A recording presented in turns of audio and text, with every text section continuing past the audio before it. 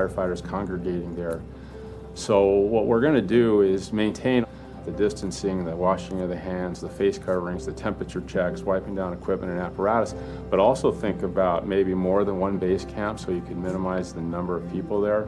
We'll be using those types of practices to minimize the further spread of COVID. Well, Chief Terrazas, thank you so much for sharing all this amazing information, and best of luck and stay safe. Thank you, Maria. Thanks for having me. We're going forth with power and prayer in the Word. Peace is going to be here. We ain't got to worry about it. We're going to already set the stage for a peaceful rally under the power of God. Come on out.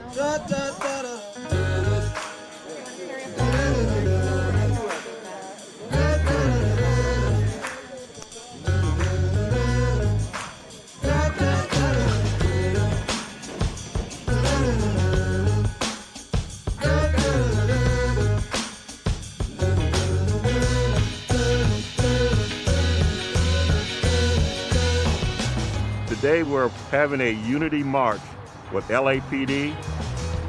This may be the only march that I've heard of in the country where we're marching with the police to support our community.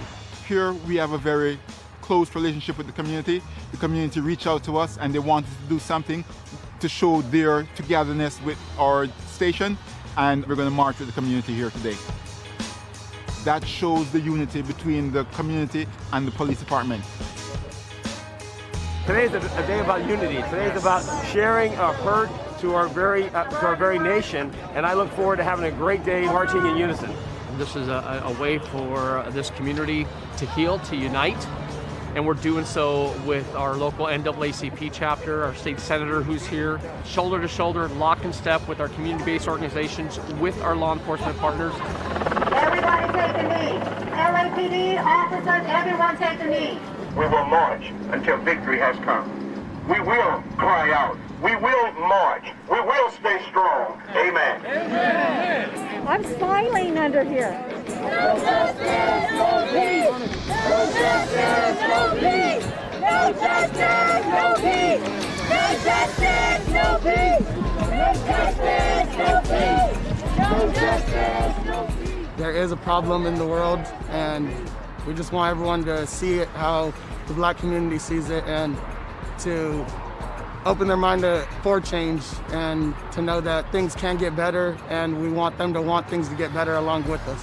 We need each other to call out the injustices, not only here in this region, but throughout our country, and we're doing so alongside LAPD, which is fantastic. I love my police officers in the Harbor Division, but I also want to make sure that everybody is treated fairly and equally. And I'm afraid that Black people have not been. I'm hoping this will lead to a larger discussion and larger solutions that can be put into action.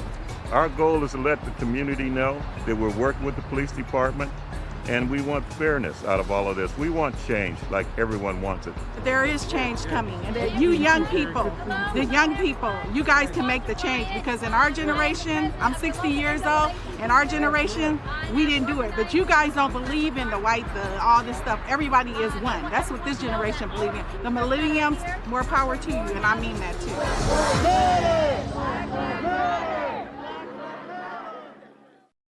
Deep Tech Los Angeles brings the rave online.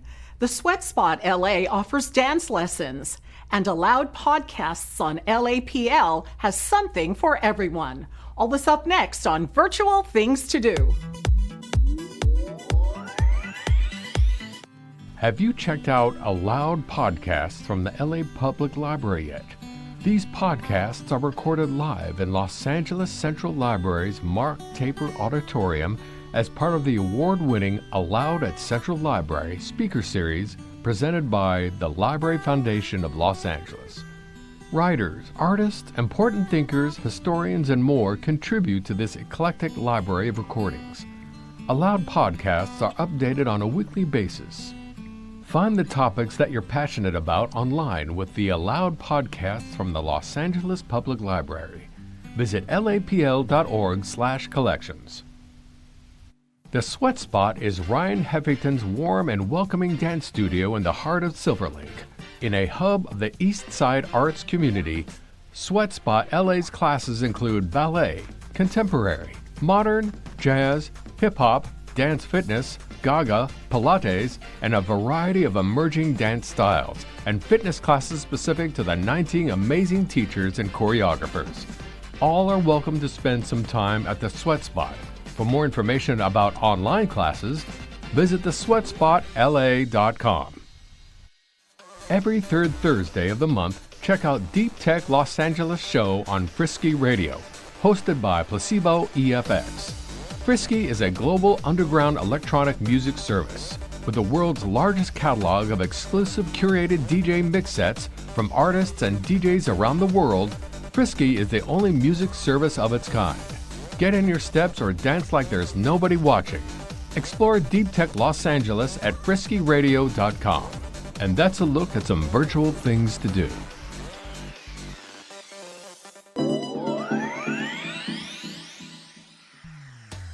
That's it for this edition. I'm Saida Pagan. From all of us here at LA This Week, thanks for joining us. A reminder that you can catch us online at lacityview.org. We're also on Facebook, Twitter, and YouTube. See you next time for more LA This Week.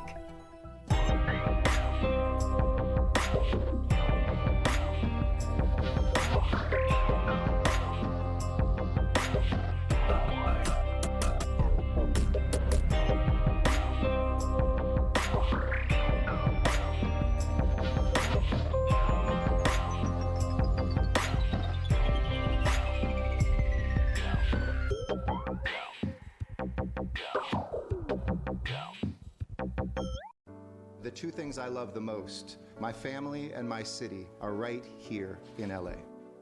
This is a city of shared convictions, a belief in a country where we all belong. I am so proud of this city and its people.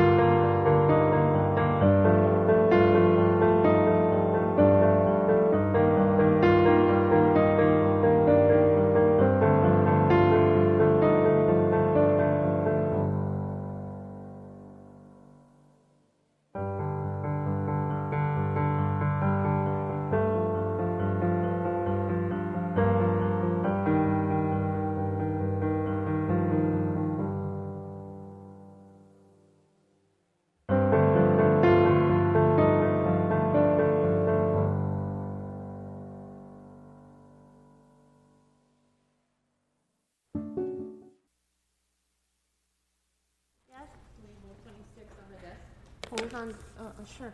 We're gonna vote on it. We're just.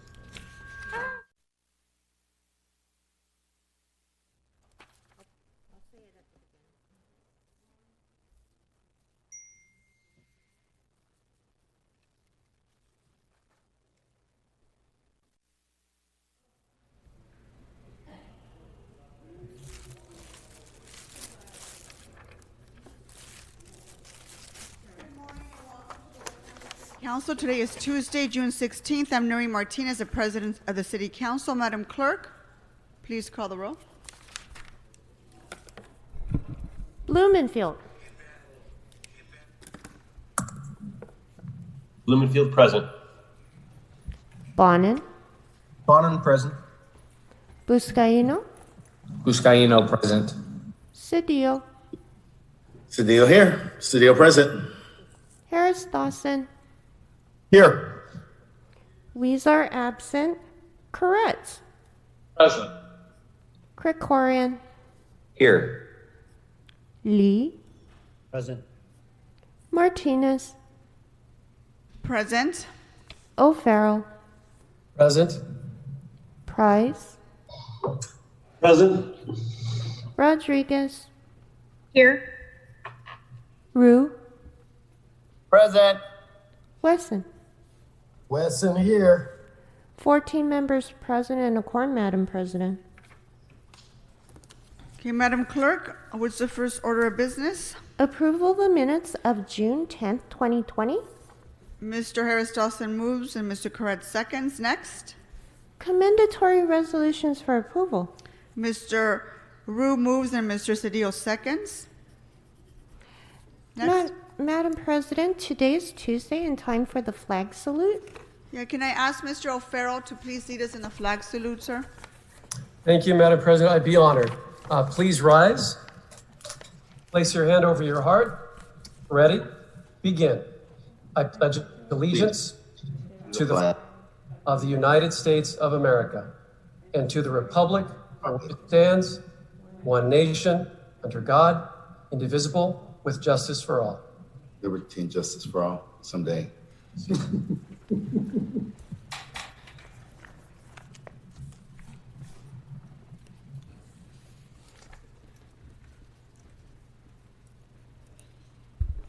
Okay, Madam Clerk, let's go ahead and run through the agenda. Madam President, would Council like all items to go forthwith today? Without objection, that would be the order. Next. Madam President, there is a request to hold number 26 on the desk. Yes, and without objection, go ahead. Items 1 through 4 are items noticed for public hearing. Items 5 through 26 are items for which public hearings have been held. For the record, item 26, the Budget and Finance Committee report, has been posted online to Council File 20-0692. Items 27 through 37 are items for which public hearings have not been held. Item 38 is a closed session item. 10 votes are required for consideration. Okay, without objection, those items are now before us. Members, are there any items that you wish to call special or you have any amending motions to? Mr. O'Farrell? Thank you, Madam President. I'd like to call item 36 special, please. Is that for an amending motion or It is not, just for discussion. Okay, thank you. Any others? Mr. Bonin? Thank you, Madam President. I'd like to call item 33 special.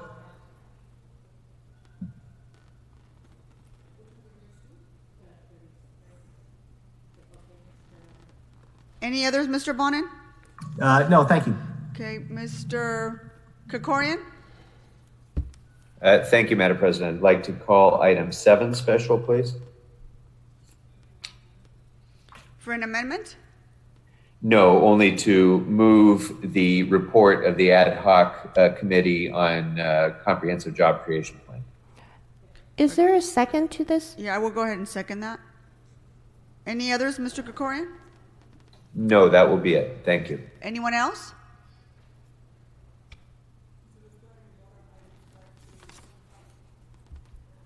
So let's go ahead and vote on items 5 through 25. Those items, public comment has been satisfied. Is that correct, Madam Clerk? Yes, Madam Let's President. go ahead and call the roll. Blumenfield. Blumenfield, aye. Bonin. Bonin, aye. Buscaino. Aye. Cedillo.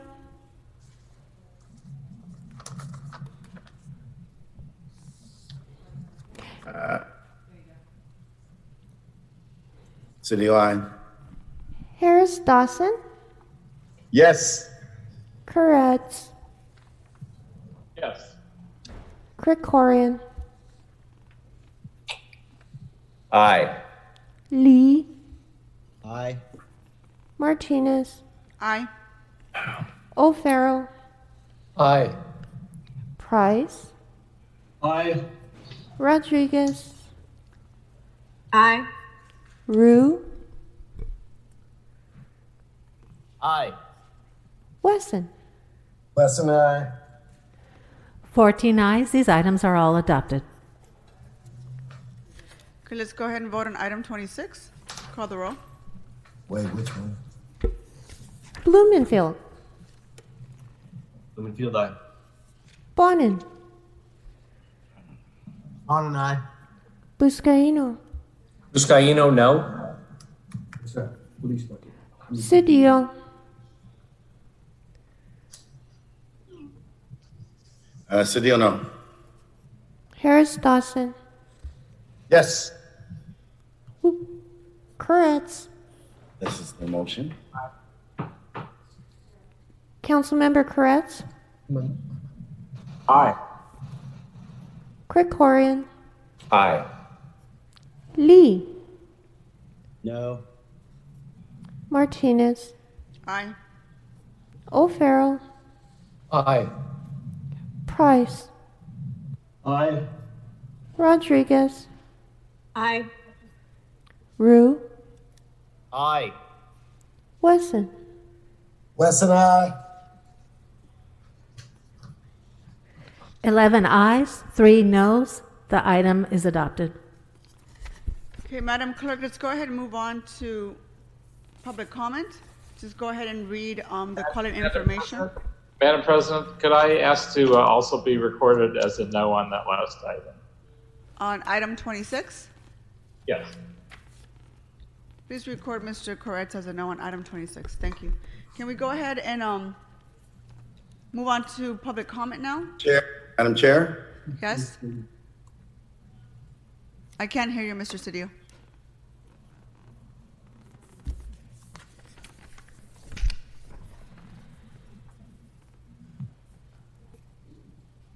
Did you hear that?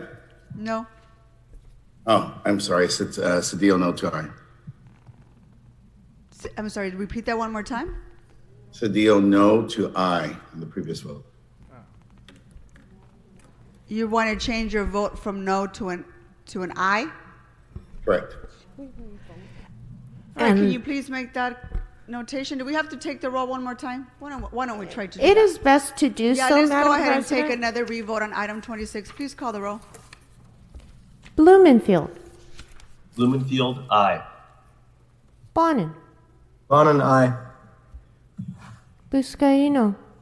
Buscaino, no. Cedillo. Cedillo, aye. Harris Dawson. Marquise Harris Dodson, yes. Koretz. No. Krikorian. Aye. Lee. No. Martinez. Aye. O'Farrell. Aye. Price. Aye. Rodriguez. Aye. Rue. Aye. Wesson. Weston, aye. 11 ayes, 3 noes. The item is adopted. Okay, let's move on to public comment. Madam Clerk, why don't you go ahead and read the call-in information for anyone who wants to call in to speak on today's agenda? As indicated on the agenda, members of the public wishing to offer public comment should call 669-254-5600 5252 and use meeting ID number 160-535-8466 and then press the pound key. And then press pound again when prompted for participant ID. Once admitted into the meeting, press 9 to request to speak. Let me repeat. Members of the public wishing to offer public comment should call 669-254-5252 and use meeting ID number 160-535-8466 and then press pound. Then press pound again when prompted for the participant ID, and once admitted into the meeting, press star 9 to request to speak.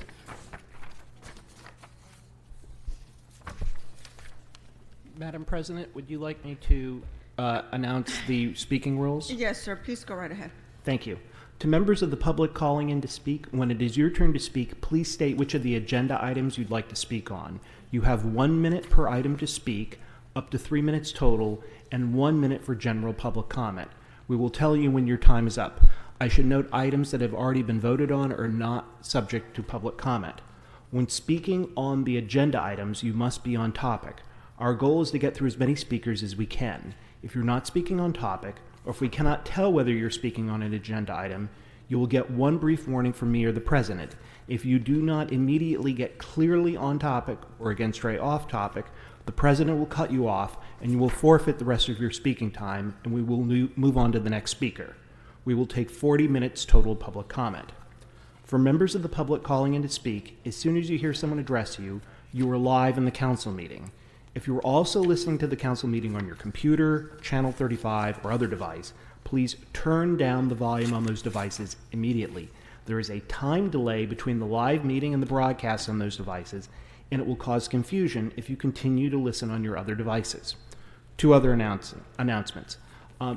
People have asked whether we select people to speak. No, we take people in the order in which they request to speak in the waiting room for Zoom. Second, about half an hour ago, our Spanish translator called saying that there was an emergency and she couldn't be here. So we don't currently have a Spanish translator. Although nobody requested one, we are trying to get one as fast as we possibly can. Thank you, Madam President. Thank you. We're going to go ahead and open up the phone lines.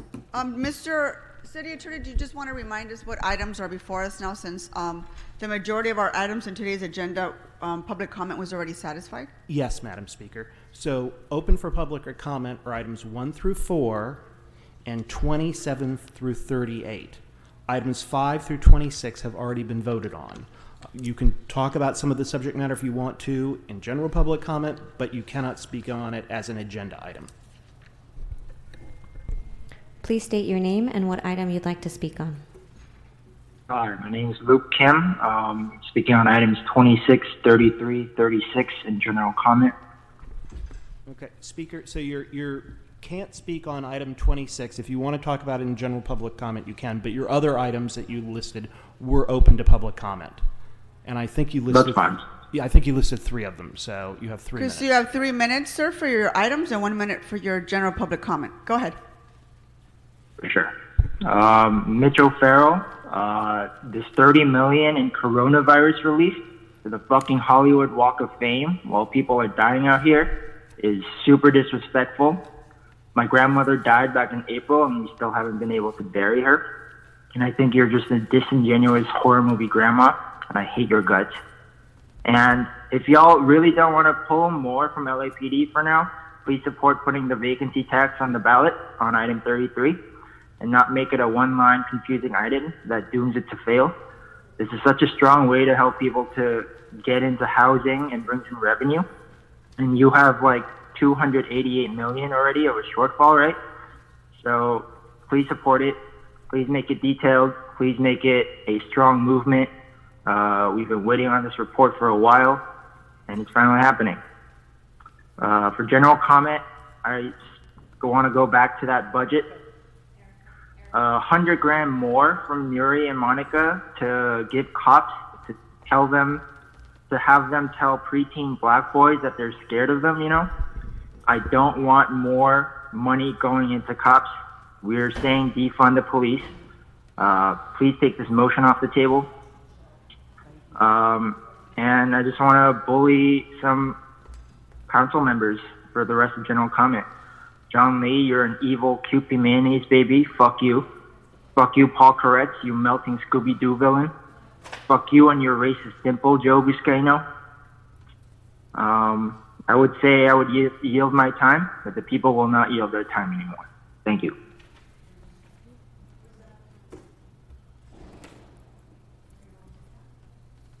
Please state your name and what item you'd like to speak on. Hello, my name is Rustine Honardust. I'm calling in general public comment as well as Agenda 33.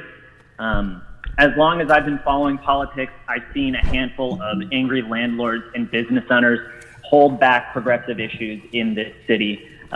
You've held back bus routes, bike lanes, homeless shelters, and affordable housing projects. I've seen city officials bend over backwards to appease these undemocratic voices and celebrate themselves for listening to their quote-unquote constituents and for finding compromises that always hold us back.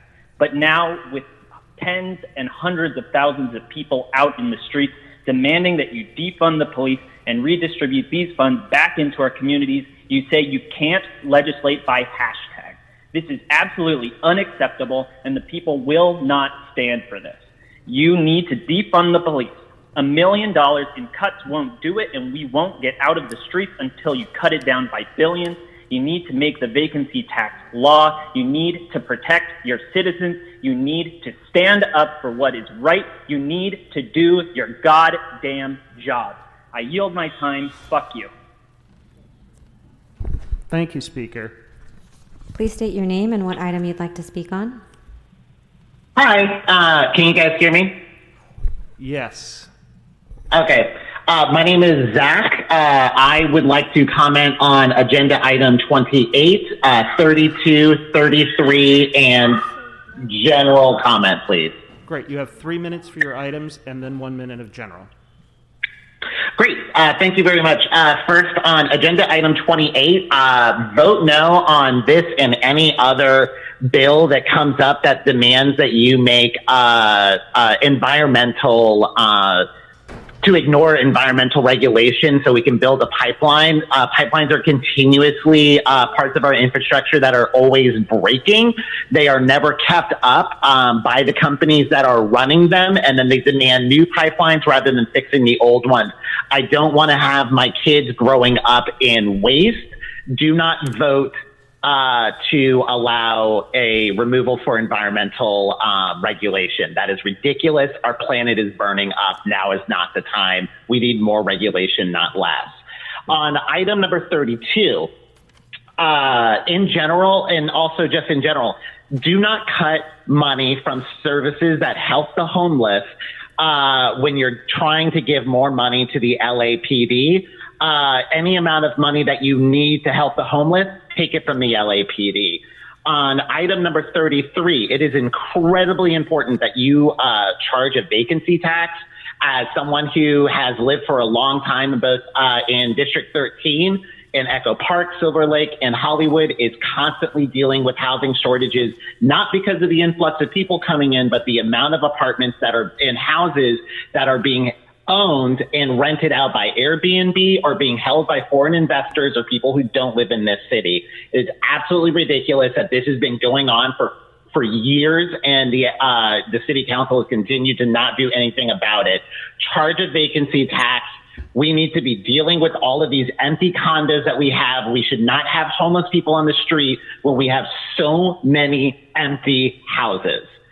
Finally, on the general comment, I want to applaud the 11 council members that voted yes on 26. However, this does not stop the amount of money that we need you to take away from the LAPD. All of your other items in your agendas that have already heard public commenting are all about furloughing our city employees. That is the opposite of what we should be doing. We need to be giving more money to our city employees while we're in the midst of an economic recession. And if you're trying to find that money, take it from the LAPD. We keep telling you, defund the police. We're not going to stop until you get them down to what the people's budget is asking for. Get it down to 10% or even lower. Every cent that you need to keep our lights running, to keep our city employees paid, to keep building new transit lines, and most importantly, to be helping the homeless who need help and have been needing help from the city, take it away from the cops. Nobody likes the cops. Stop giving them money. Take away their money. We cannot reform them. They cannot be reformed, not if they're willing to commit war crimes on us. Thank you, Speaker. Thank you very much. Thank you very much, and fuck all of you who voted no, you pieces of Next shit. speaker, please. Next speaker. Please state your name and what item you'd like to speak on. My name is Susan Hunter. I'm speaking on behalf of myself and not any other organizations, and I'm speaking today on items 31, 33, 36, and general public comment. Thank you. You have 3 minutes for your items and 1 minute for general public comment. Go ahead. Thank you. My name is Susan Hunter, and I'm speaking today not on behalf of any organizations, on behalf of myself, as somebody who has survived a sexual assault and has undergone a rape kit collection. Multiple times, I was not told the truth about the processing of my rape kit by the LAPD detectives that were in charge of it. It wasn't until I submitted in writing to find out that it actually had been processed at the very beginning of my investigation, and there was no reason why I should have been lied to about it. We continue to use the LAPD to collect money for the city coffers and to protect that money, but not to protect the people who are paying the taxes for the LAPD to be able to protect and police criminals such as murderers, rapists, and pedophiles. But yet they don't go after those types of crimes. Until we start addressing the core of this issue, until we start addressing internal affairs, until we start addressing the fact that we lend them out to other organizations to be used for training. Excuse me? I'm confused as to which item you're on, Speaker. I'm talking about item 31, where we are using our law enforcement to be trained for other organizations and other police departments in order to get money. So item 31 is about approving items or waiving review of items by the Board of Harbor Commissioners. Why don't you continue with this, and we'll count that as your general public comment, and then you can go on to the items. So you've got about 20 seconds left on what I'll construe as general public comment. Please continue. Thank you. So until we address the actual core of the issue, it doesn't matter if we give them more money or less money. What we have to do is actually regulate how the LAPD are going to be used. And again, if you look at subsection D of item number 31, the MOU in which we are providing instructors, and I will count this as item 31, we are not addressing the core of the issue about the use of the LAPD, and we are not addressing the core of the issue of the fact that they have a fleet of Teslas that they could actually be selling off instead of saying that we need more money. Speaker, would you please now go on? As far as item number 33 is concerned, we do need to have a vacancy tax, and it's also a concerning issue that we're dragging our feet and making sure that this doesn't happen in time for the November ballot, because of the voters who will have to vote on it. If we are intentionally going to drag our feet to make sure that we don't meet our deadline by July to have this passed on the November ballot, then it is just continuing our symptomatic problems of wanting to make sure we don't address the actual issues. And that brings me to item number 36, where I'm amazed at the speed of which we can ask for money to be able to invest in our infrastructure for tourism, but we are not going to address the issue of what happens to tourists when they are sexually assaulted in Hollywood. You all have been trying to bury this issue for years. It's been almost 8 years now that we've had this issue with my personal investigation into my rape kit and the fact that the city council has tried repeatedly to bury this. We don't want to have this negative front-facing public issue because we're too invested in making sure that we can continue tourism. But unless we start addressing these actual core issues, we're not a functioning city. We are not a progressive city, and we are not the city that we should be. Thank you for your time. Thank you, Speaker. Thank you. Could we have the next speaker, please? Please state your name and what item you'd like to speak on. Hi, I'm Jonathan Foster. I'd like to speak on homeless in a minute on public comment. Is that okay? Sure, that's a minute for your item. Do you know which item you want to speak on? On the homelessness concept. We could give you 1 minute for general public comment. Go ahead. Okay, well, I'll just take the public comment. Thank you, Council. I'm Jonathan Foster. On defunding the police is not the right way to go. Everyone in the city is not black, and the police serve everyone. And so I suggest things that don't involve defunding, like prosecuting the officers who murdered several people. Waukesha Wilson missing 22 minutes in the jail, officers that murdered Eric Rivera, officers that murdered Gracerio Mack. This doesn't involve defunding. And it seems like everybody's asleep. You need a special counsel to do this. How about Albert Ramon Dorsey? Let's examine the facts on this. The commission, the LAPD commission, voted 4-0 in policy, but it wasn't in policy because Sandra Figueroa, the fraud, she's never there. It seems like you guys don't know about this. You have to investigate this. Notice that the toilet mayor seems to not know she's never there, so she doesn't get replaced. Okay, this is what I'd like you to look at. A commission president, Madam President, was voted, takes 5 votes, but Figueroa wasn't there, so they did it with 4 votes. She's not legally able to be the commission president. Seems like nobody knows. So the problem is the chief, the mayor, and the Jackie district attorney at the top. It's you people. Thank you, Mr. Speaker. Next, can we have the next speaker, please? Please state your name and what item you'd like to speak on. My name is Carrie, and I'd like to speak on agenda item 1, public comment, and item 33. So great. I'll give you a minute for item number 33 and a minute for general public comment. Go ahead. Perfect. So like I said, my name is Carrie, and I'm in Councilmember David Rio's district. And David, I'm addressing you specifically because honestly, I'm really tired of your emails that amount to saying you didn't do anything substantial. So for general public comment, I'm sure you've heard this a million times, all of you, but defund the police, reimagine and invest in public safety and community resources. $150 million from the budget is a start, but it is not any kind of, you know what, that's barely even a start. So let's just leave it at that. So defund the police and adopt the people's budget. You are given a presentation on it, and I think that people have made it very clear that we want that to happen. For agenda item 33, put the vacancy tax on the ballot in November. And housing is a human right. If you're really invested in helping your community, you know, like doing your job, then at least do that much. That's all I wanted to say. I yield my time. Fuck you. Thank you, Speaker. And for the other speakers going forward, would you please do your agenda items before you do the general public comment? It makes this easier for us to track the time.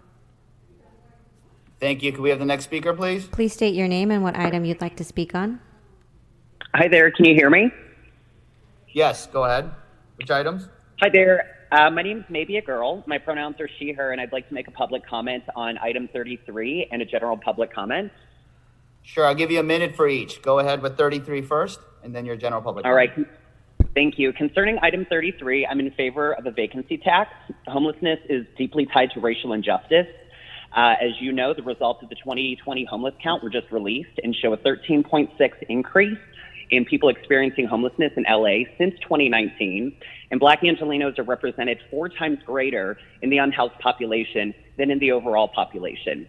The only way to fix this is with bold and progressive action, which means defunding LAPD and adopting the People's Budget LA.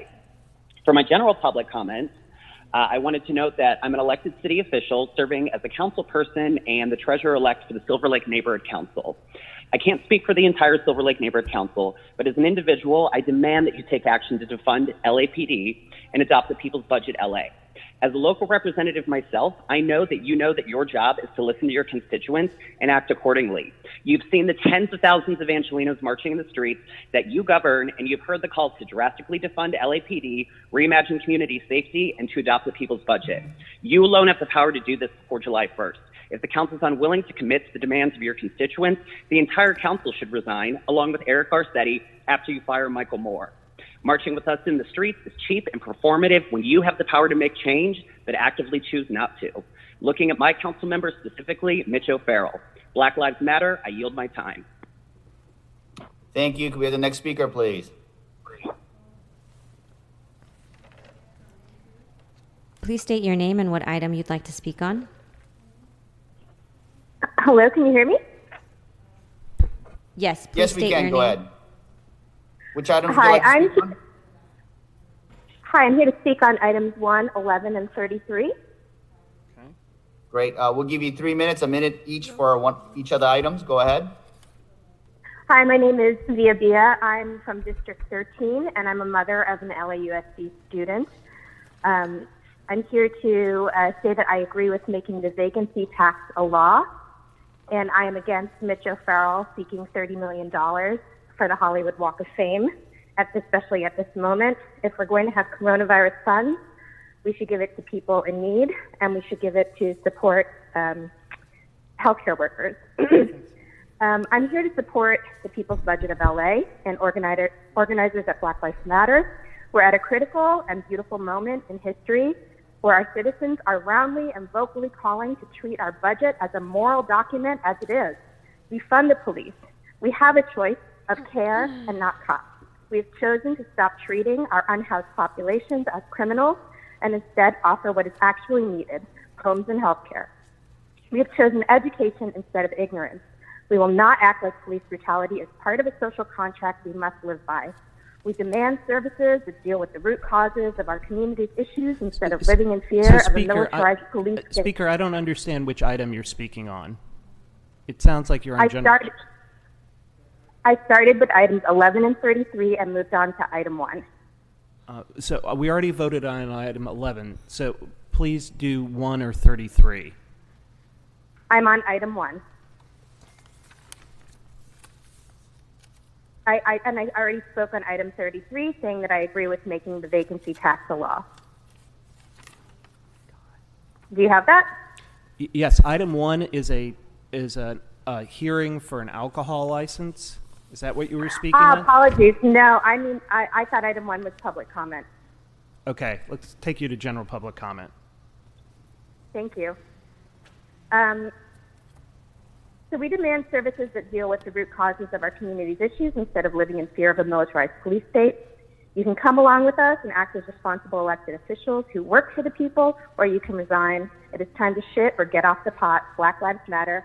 I yield my time. Thank you, Speaker. Thank you. Can we have the next speaker, please? Please state your name and what item you'd like to speak on.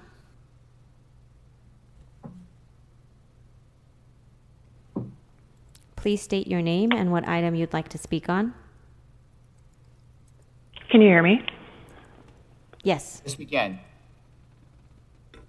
Hello, my name is Stephanie Hirsch. I'm a resident in Council District 5. That would be Paul Koretz's district. Would you like to speak on? I'd like to speak on item 33 and general public comment.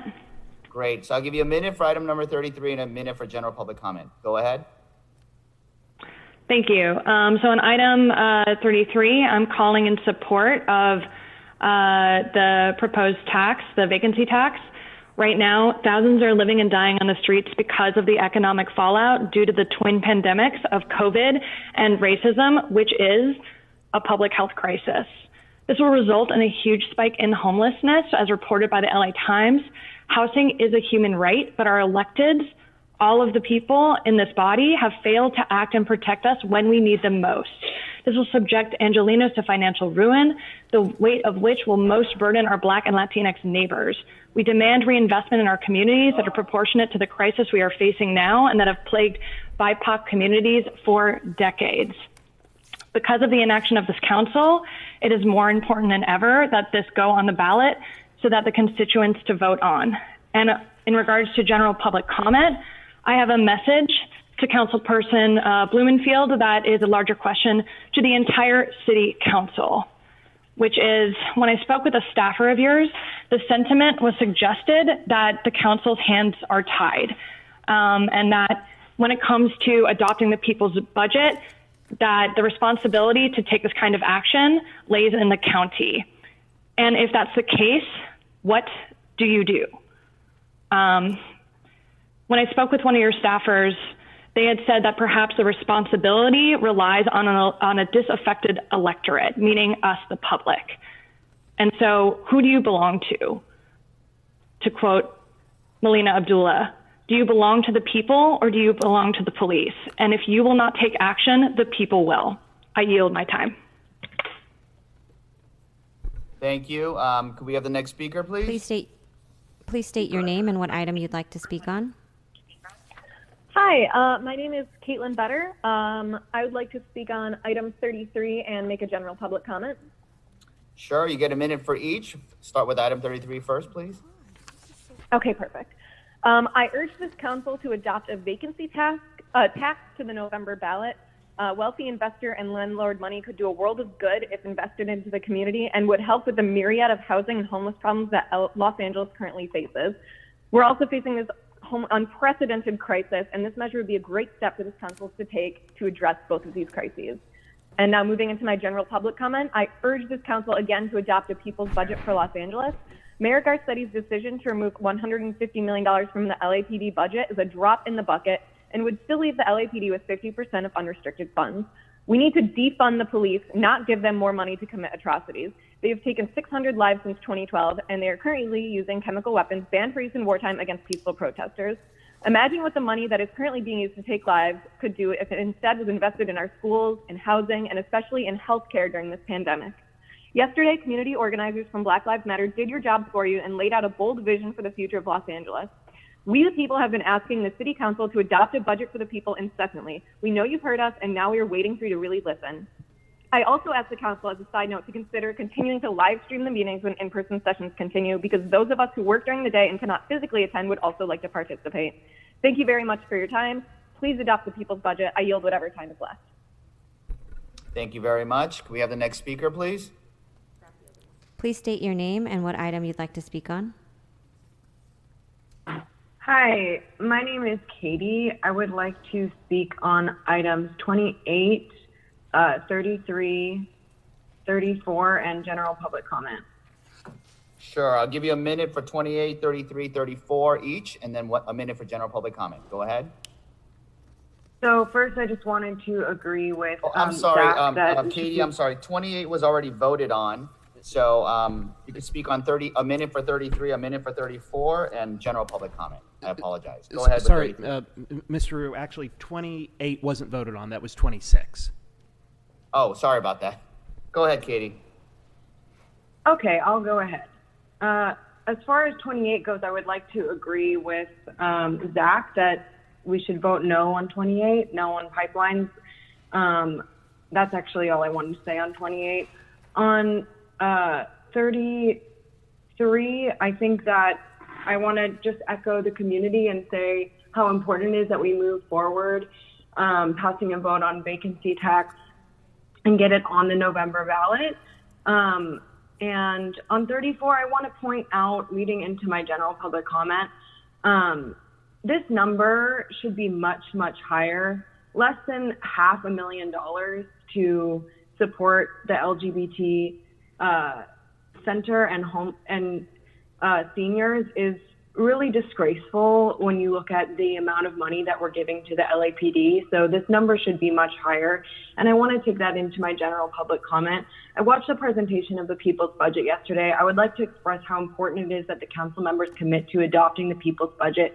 In the event that council members are fearing for their political future, I would suggest that you at the very least commit to opening up a participatory process of budgeting, which will surely bring you the same conclusions that the activists brought to you yesterday. The people don't want more law enforcement. We don't want more military-grade weapons. We want reimagined safety, jobs, housing, and healthcare.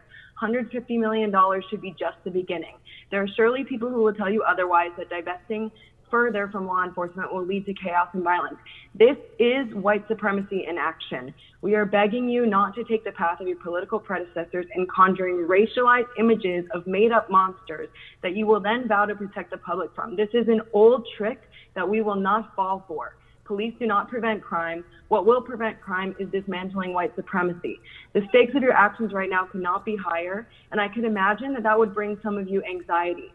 I really believe that your lives have led you to this moment right now. The world has cracked open, and we have an opportunity to rebuild and start to heal wounds that have been with us for centuries. Thank you, Yesterday, Speaker. 5 brilliant people came before you, and some of you showed what your next move should be. Thank you, They have Speaker. literally done the work for you. Adopt the people's budget. I yield my time. Fuck you. Thank you. Can we get the next speaker, please? Please state your name and what item you'd like to speak on. Hello, my name is Diana Coronado, and I would like to speak on item 33. Thank you, Diana. I'll give you a minute for 33. Go ahead. Thank you. I'm here on behalf of the Building Industry Association, an organization focused on building housing for all. We request that the city move deliberation on this item beyond the 2020 ballot qualification deadline. This will allow city staff to produce a more thorough report and allow for true stakeholder engagement. Imposing a tax of this magnitude on home producers could further impair the production of housing when coupled with current fees and regulations. Policies such as this potential vacancy tax make it expensive to build housing and still deliver a product that's attainable to all. Additionally, due to COVID-19, the city is facing serious financial challenges. Adding this item to the city's general election would be approximately $12 million. We urge you not to include this item on the 2020 ballot. Thank you for your consideration. Thank you. If we could have the next speaker, please. Please state your name and what item you'd like to speak on. My name is Jane. I'm speaking on item 33 in general comment. Sure. You have a minute for 33 and general public comment. Go ahead. Great. I support item 33 and I urge you to adopt it, but I also want to encourage the council just to consider why measures like the vacancy tax are even necessary in the first place and why we've gotten to a point where there's so many empty units, yet we have a housing affordability crisis. You need to start running the city with prevention in mind and not just reactionary mitigation. And that's what the people's budget is for. It envisions a city where we build sustainable systems of care and thus create a stronger, more resilient place to live, better able to handle both collective and individual moments of economic hardship, disaster, and illness. So adopt item 33, but also adopt the people's budget. And shame on those of you that voted against item 26. Thanks. Thank you. Can we have the next speaker, please? Please state your name and what item you'd like to speak on. Hi, my name is Elizabeth, and I just want to make a public comment. Sure. Go ahead, Elizabeth. You have a minute for public great. comment. Thanks so much. My public comment is, first of all, you guys are not liked at all. Wow, these people are really reaming you, and that's awesome. I want to speak on why the Los Angeles animal shelters are still closed and why you are allowing our homeless animals to be killed in the streets and asking the public to take responsibility for these animals when the funding is still coming in and you are not doing your jobs. And I want Brenda Barnett fired for abusing animals and abusing employees and abusing volunteers. I have no idea why gyms are open, restaurants are open, nail salons are open, but an essential business like an animal shelter, 2 major animal shelters in Los Angeles are still closed. Can we fire Mayor Garcetti too? And every single person on this council and assembly that you guys have, like Bob and David, you guys suck so bad. And we've sent you so many emails and they are so on point and you Thank you, ignore Speaker. them. Thank you, Please state- Speaker. If we could have the next speaker, please. Please state your name and what item you'd like to speak on.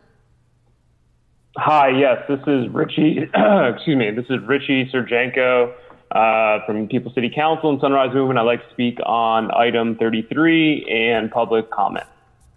Sure, you got a minute for each. Go ahead with 33. Great, yeah, Streffen, you're on one today. I don't know, everyone's like really worried about you on Twitter. They're like, why is Streffen so bugged out? Just chill out, bro. Item 33 though, there are 100,000 empty units in Los Angeles currently. More will sit empty after COVID, after the minimal COVID protections are lifted. Homelessness in Los Angeles disproportionately affects Black people. This ties in directly to the budget, and the budget going 54% of the general funds. Shout out Gil Cedillo, 54% of the general funds. We haven't misstated that, Gil. 54% of the general funds going to LAPD. What would happen if we spent $3 billion on homelessness in this city? It would be really, really crazy to see. What if we actually just invested in people in our community instead of terrorizing Black and brown folks in Los Angeles? And so, and the great thing is that you all get to realize that LAPD is actually being sued by Black Lives Matter LA in a class action suit represented by National Lawyers Guild for the police brutalizing and terrorizing people for the past few weeks during protests. And so during that class action suit, the city is going to have to pay out for what LAPD has done.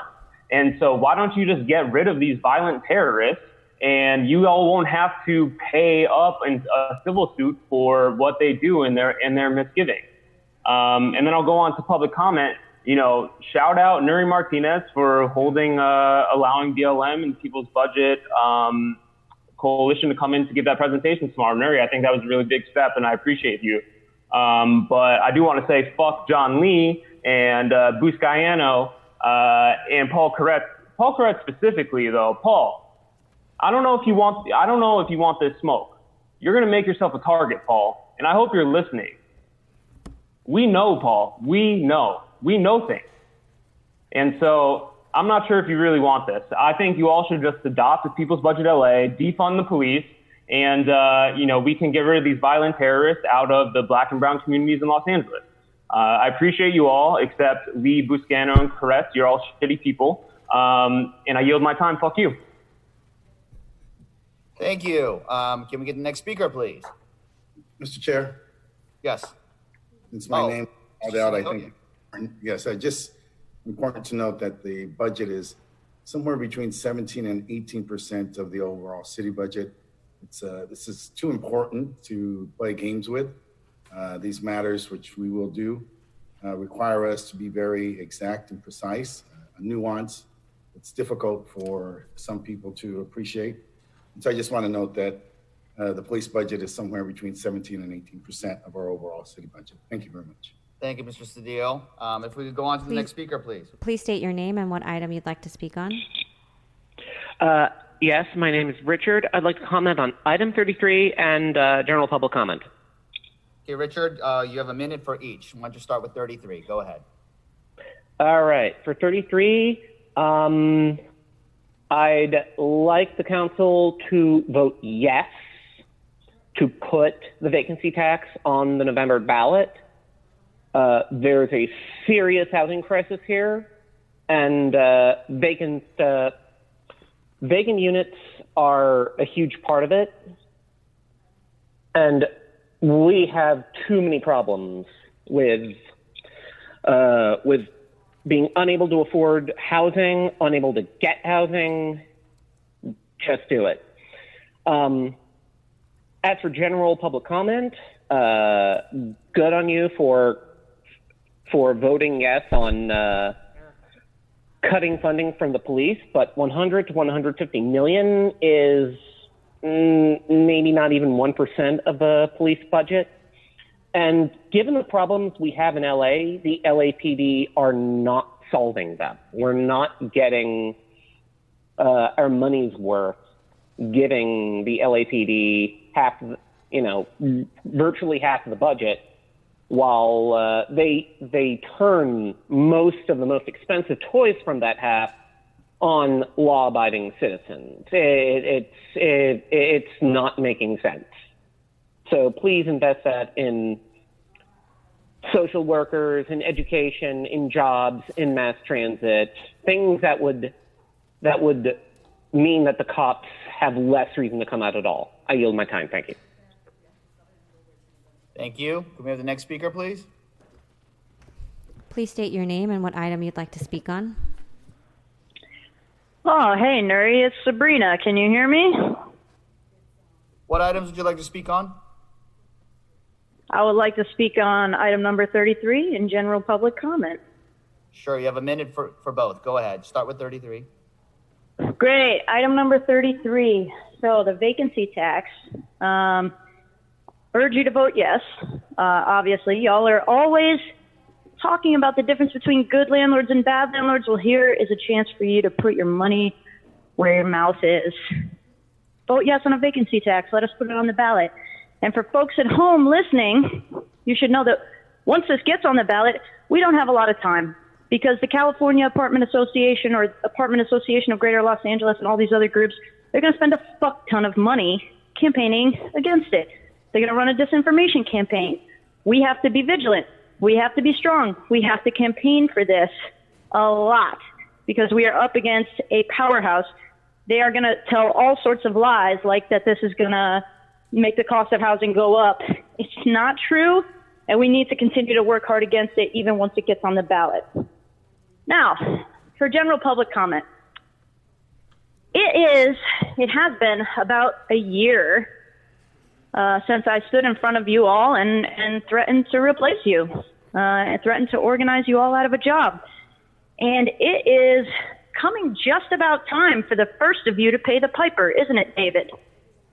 So to the rest of you, I would say, don't fucking test us. Less than a year, and we've already mobilized against the first of you. We will replace all of you, and we will end your political careers unless you enact a people's budget, give in to our demands, cancel rent, start taking care of your people, stop taking all that money from the fucking police, stop taking all this money from developers, and start doing your fucking jobs. All right? Don't fucking test us. Thank you, Speaker. Please state your name. Speaker. And, sorry, go ahead, next speaker. Please state your name and what item you'd like to speak on. Good morning. My name is Gerard Wright with the LA County Business Federation. We're asking speaking on item number 33, we're actually asking the City Council to delay the consideration of this. We just received the report literally the Friday afternoon, less than 72 hours before the council meeting, and we need time to understand the nuances of all the issues of this vacancy tax and understand all the different mechanisms that this will entail.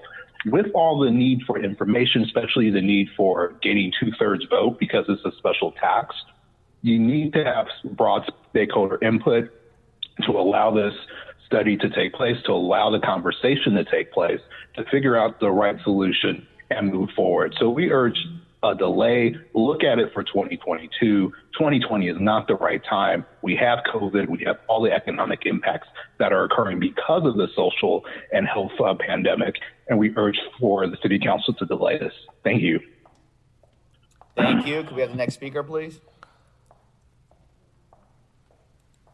Please state your name and what item you'd like to speak on. Hi, can you hear me? Yes. Yes. Great. My name is Peter. I'd like to speak on agenda item 33 and public comment. Sure, you get a minute each. Go ahead, Peter. Thank you. All right, so adopt the vacancy tax for the ballot. It is absolutely necessary for Los Angeles. The 2020 annual homeless count came out a few days ago, showing LA with a 14% increase in homelessness, up to 41,000 people. There are 93,000 empty houses in the city. It's fucking ridiculous when we have that many people on the streets. The vacancy tax will go towards the needed housing programs for the city for the growing homeless population. The city needs to use every tool it can to combat the housing crisis. Please show us with your actions that you care about this city and its people. On to public comment. Defund the police. $150 million is a laughable attempt. That's 5% of the budget from a predatory and abusive police force that particularly targets black and brown people in black and brown neighborhoods. Listen to the people and adopt the people's budget of Los Angeles. Reinvest the money from police into services that actually help our community. I've heard many of you say that you're dedicated to making some change. Now's your chance to listen to your constituents and do your fucking job. Do you belong to the people or do you belong to the police? I yield my time. Fuck you.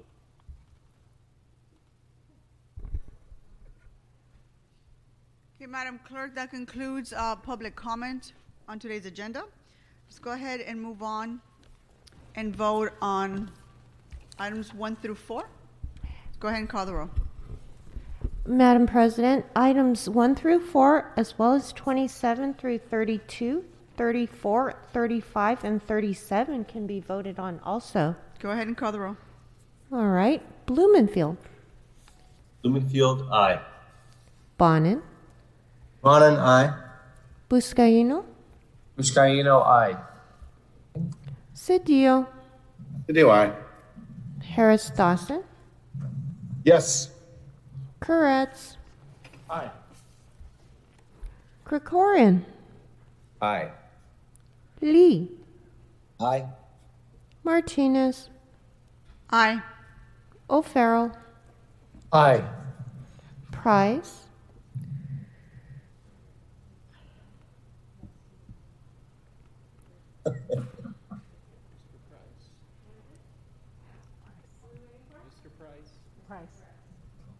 Mr. Koretz? Mr. Price, Oh. TK. Aye. Thank you.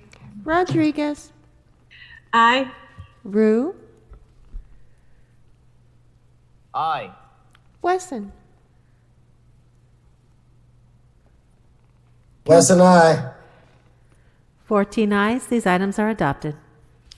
Okay, thank you. Let's move on to item 37, called special by Mr. I'm sorry, 36, called special by Mr. O'Farrell. Thank you, Madam President. Yes, in describing this item, I just want to make sure that everyone understands the exact funding realities of item 36. As we are all well aware, on March 27th, Congress approved the CARES Act, which is the Coronavirus Aid, Relief, and Economic Security Act. The nearly $1.2 trillion relief bill. And what I want to make sure everyone understands, because I think there has been a misunderstanding about why we're instructing EWDD to apply for this grant for the Hollywood Walk of Fame master plan. The CARES Act funding was allocated as follows. $300 billion for cash payments to individuals, $425 billion for loans for corporations, small businesses, new loans, $377 billion, state and local governments, $339 billion, public services, $179 billion. So out of the $1.2 trillion CARES Act funding set aside within this act of Congress was $1.467 billion in the act that is specific to infrastructure, economic, workforce development, and regional or international connectivity.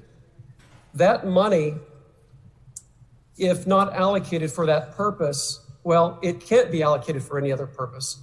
The monies set aside in this act of Congress are specific to what I just described: infrastructure, economic, and workforce development, regional or international connectivity. In other words, this $30 million that EWDD recommends that we apply for in grant funding cannot be used for any other purpose other than the infrastructure, economic, workforce development, and regional or international connectivity. The Western region, which includes California, Arizona, the pot of money that was granted to just this region was a total of $266 million. So this money can only be used for the types of uses that I mentioned. It cannot be reprogrammed into healthcare. It cannot be reprogrammed into housing. It will simply be forfeited by the city of Los Angeles if we do not apply for the funding. And that means other projects not in Los Angeles will utilize this funding, maybe in Arizona, maybe other places in California, but not Los Angeles. So I want to make it perfectly clear that I and nor the city is making a choice to sacrifice funding for healthcare workers or individuals or renters or anyone else for that matter. That is something that we would not do. We're simply instructing the department to apply for grant funding for the Walk of Fame for job creation, infrastructure improvements, and regional international connectivity. The brief history of this is for the last 2 years, my office has been working with the entire community on the Walk of Fame master plan. And of course, the world has changed since then. But the realities of that we will move on, we will move forward, we will get past the pandemic, won't change. So I would suggest that rather than just forfeit the opportunity to apply for funding that can only be used for infrastructure and jobs, that we don't forfeit that opportunity and allow that money to simply be used elsewhere when this project has a good chance of getting some grant funding from the CARES Act. I wanted to make that really, really clear. This is not a choice of taking money away from a different pot that could be used for a different purpose, i.e. Healthcare workers or any other use, because it is defined and it is specific and specifically identified in CARES Act funding. So I don't want anyone to have any misconception about the nature of this grant that the city will apply for. And lastly, there's no guarantee that we will receive the funds anyway, but it would be unwise for us to forfeit the opportunity when this could create jobs, improve the walkability, and improve the quality of life for residents, Angelenos, visitors, and really make the boulevard worthy of its, I think, potential as a world-class neighborhood and destination. And again, it's not at the expense of any other use within the CARES Act funding. So with that, colleagues, I ask for an aye vote. And if anyone from the public has any questions about this or needs further clarification, please do contact my office and we can send you, we can talk with you and send you any information that you may need if you have further questions about this. Thank you, Madam President. Thank you, Mr. Bonnet. Thanks, Madam President. I just had a question for EWDD. Is anybody available? Let me just check. EWDD? Hold on, we're going to let them in the meeting. Thanks.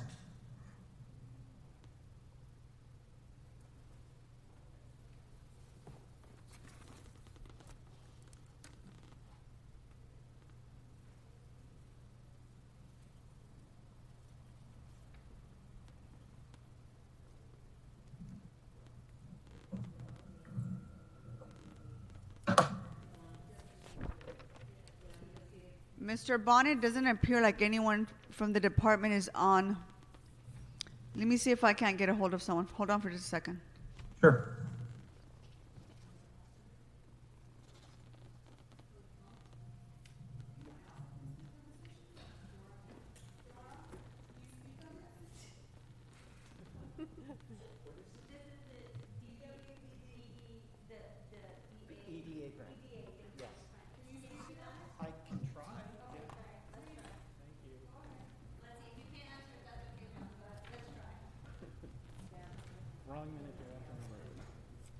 Mr. Bonin, I have John Wickham here from the CLA's office. Perhaps Okay, John might be able to answer. Thank you. he's going to Madam try to President. answer your question because I don't think I have the department online.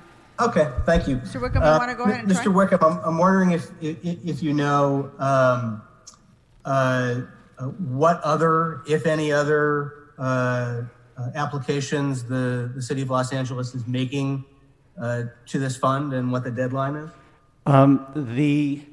There is no deadline. It's first come, first serve. There's a limited amount of money. My understanding is that EWDD has been trying to identify projects.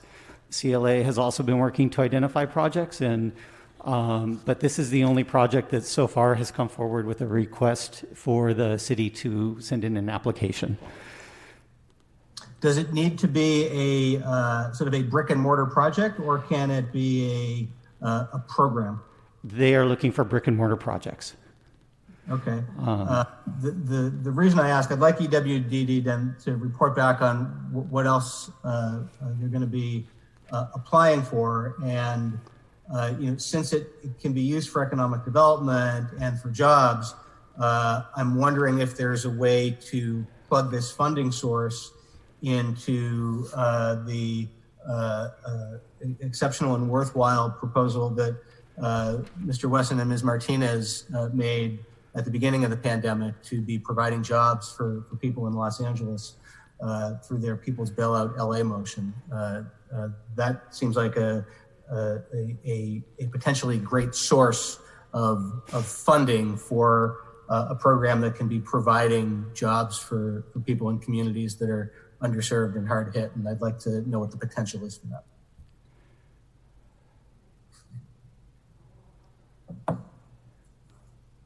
The Walk of Fame Master Plan Project. Any other questions, Mr. Bonin? No, that's it. If we could just make that part of the direction to get that information back, it'd be much appreciated. Raise my hand. Okay. Thank you. Thank you, Mr. Rickham. Yes. Mr. Harris Dawson? Thank you, Madam Chair. Mr. Wickham, do you have a list, or do you know off the top of your head what other projects got looked at, what parts of the city got looked at for this program? Yes, I do know that Destination Crenshaw was one of the projects that was being looked at, and it's my understanding that the team, the private entity dealing with Destination Crenshaw, was going to move forward independently to apply for an EDA grant independent of the city, and that made sense for that. There was... Got it. Yeah, so... Thank you for that. I just wanted to make sure we're getting around town. Yeah. Yes. And the convention center was looked at, but the amount of money available was not helpful for that project. And it was a concern that was not going to be an appropriate job driver for the funding. And then there were a few other smaller projects. Some of the planning concepts and the planning concepts were not well received by EDA. Got it. Thank you. Thank you, Madam Chair. Thank you, Mr. Blumenfield. Yeah, I also wanted to ask, what about the Valley River Path? Was that looked at, or could it be looked at? We should certainly take a look and see if that would be acceptable and of interest to the EDA. But okay, we had looked at the report back to look at that as well. Okay. Is that will you be able to add that to the report back to look at that? Yes, EWDD would be able to look at that. The Valley River will confirm with your office the project details. Yes. Thank you. Any other questions, members? Okay, just go ahead and prepare a vote. Madam President, real quick, for the request for report backs by Councilmember Bonin and Councilmember Blumenfield, there needs to be a second for those? I'll second. I'll second. Mr. O'Farrell to second. Okay, thank you. Okay, we're going to go ahead and approve as amended, so go ahead and call the roll. Blumenfield. Blumenfield, aye. Bonin. Aye. Buscaino. Aye. Cedillo. You just put in another motion and outline all the projects that you want to do. Cedillo, aye. Harris Dawson. Yes. Koretz. Aye. Nice. Krikorian. Aye. Lee. Aye. Martinez. Aye. O'Farrell. Aye. Price. Aye. Rodriguez. Aye. Rue. Aye. Wesson. Wesson, aye. 14 ayes. This item is adopted as amended. Okay, members, let's move on to item 33, called special by Mr. Bonin. Go ahead, sir. Thank you, Madam President. Colleagues, this morning we have before us a big and important and admittedly complex item, the question of whether to put on the ballot in 2020 or 22 a proposed vacancy tax, otherwise known as an empty homes penalty, here in Los Angeles. When we started this process a year ago, we were in the middle of an affordable housing crisis, and we were facing record homelessness. We are there, and then some, exponentially worse today.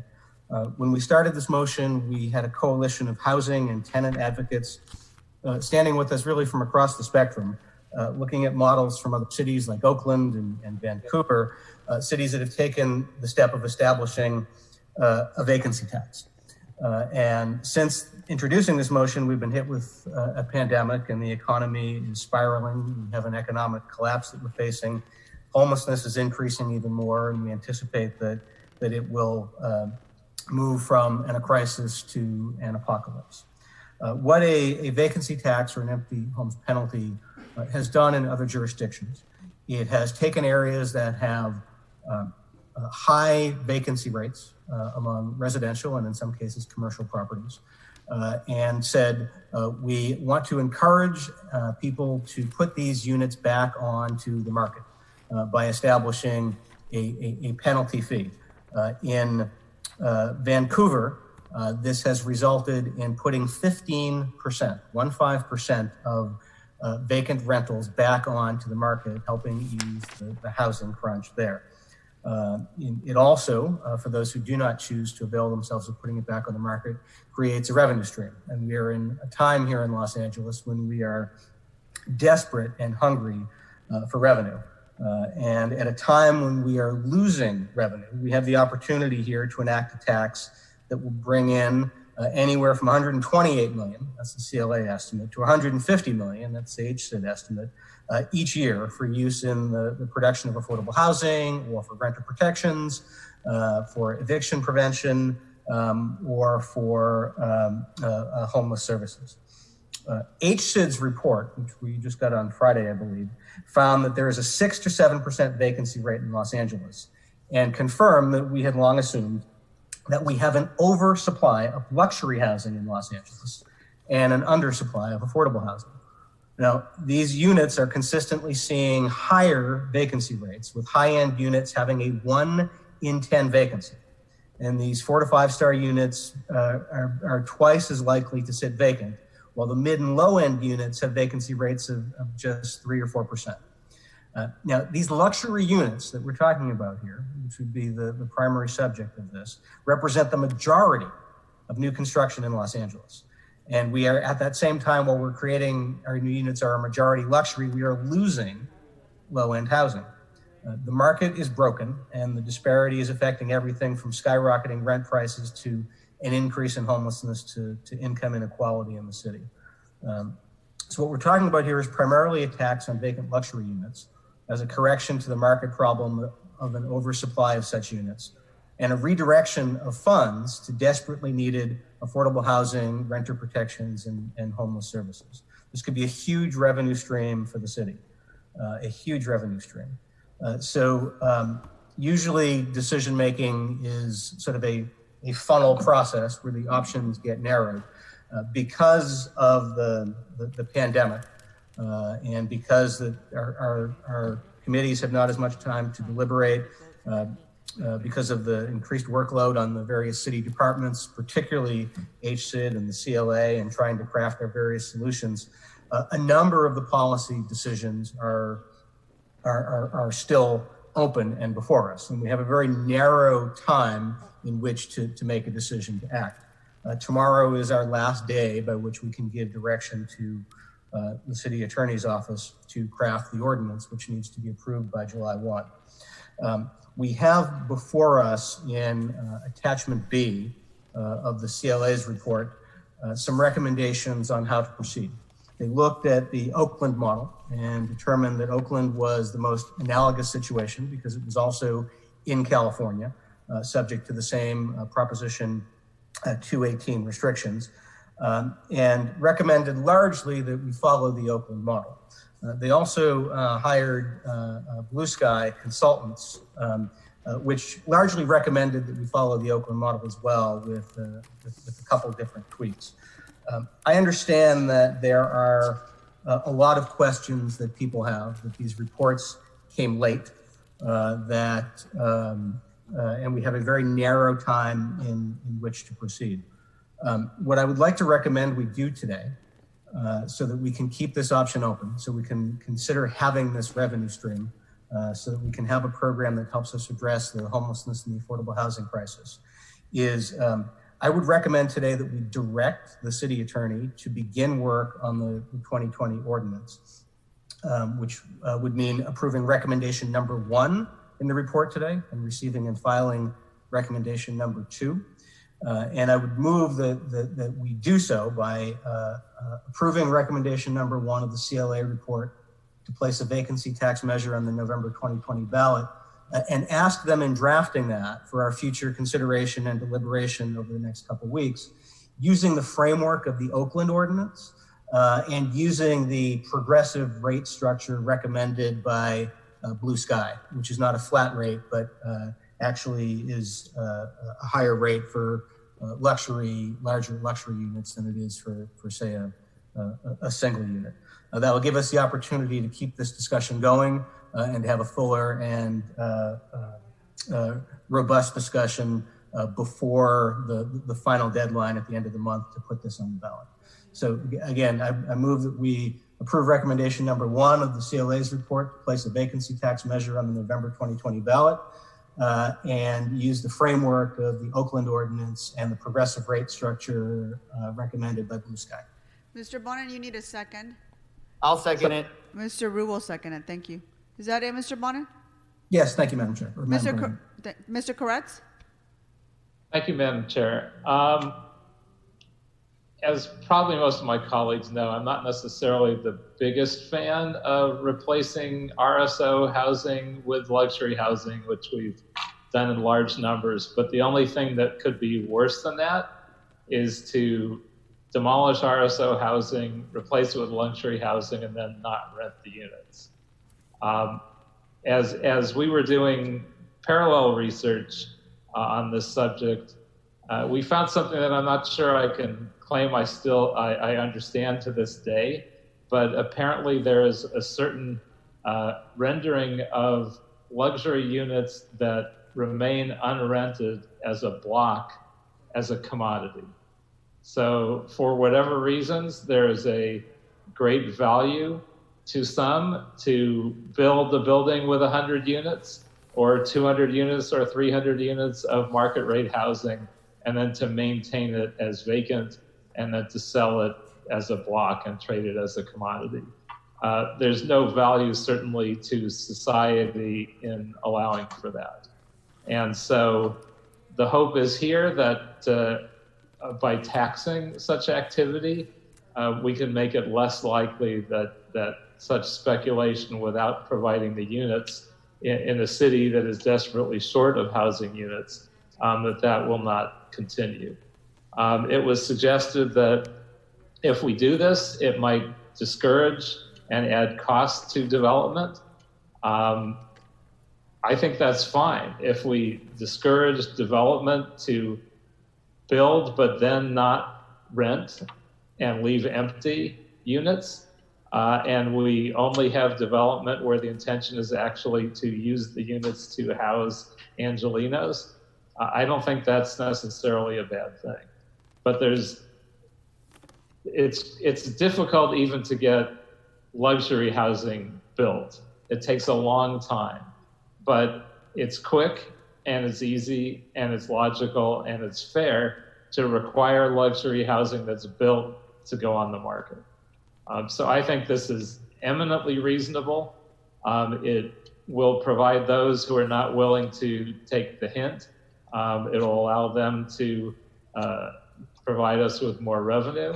And those that are willing to understand that what they're doing is doing no good for anyone but perhaps themselves and their investments, to put their units on the market. So I think this will both help provide housing by requiring the rental and help provide housing by providing some tax money for that.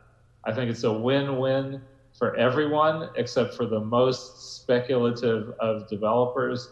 And I strongly support Mr. Bonin's efforts and ask for your aye vote.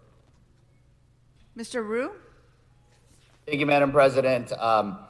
And I too want to express my support for this legislation, which I was very proud to introduce along with Councilmember Bonin, Councilmember Harris Dawson, and Councilmember Koretz. I believe we introduced this about a year ago. And as Councilmember Bonin stated, I know that the situation is not ideal.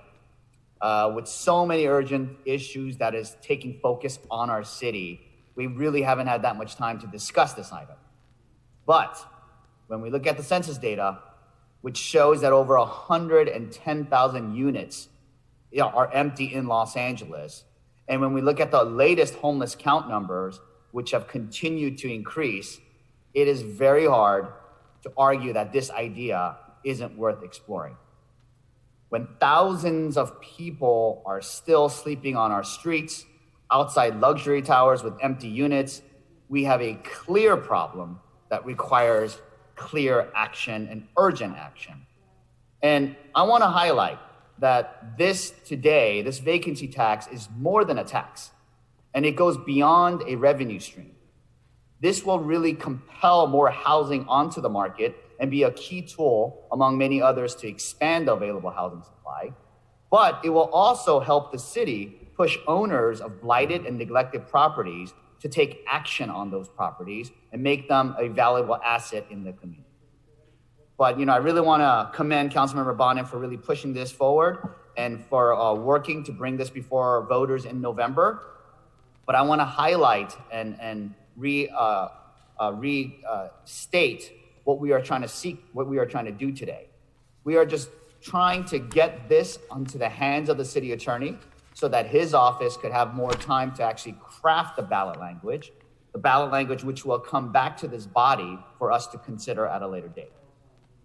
With homelessness at its highest levels in history, we must have all options on the table, and we must make it clear that housing is a human right. And I, along with Councilmember Koretz and Councilmember Bonin, urge and I vote today. Thank you, Madam President.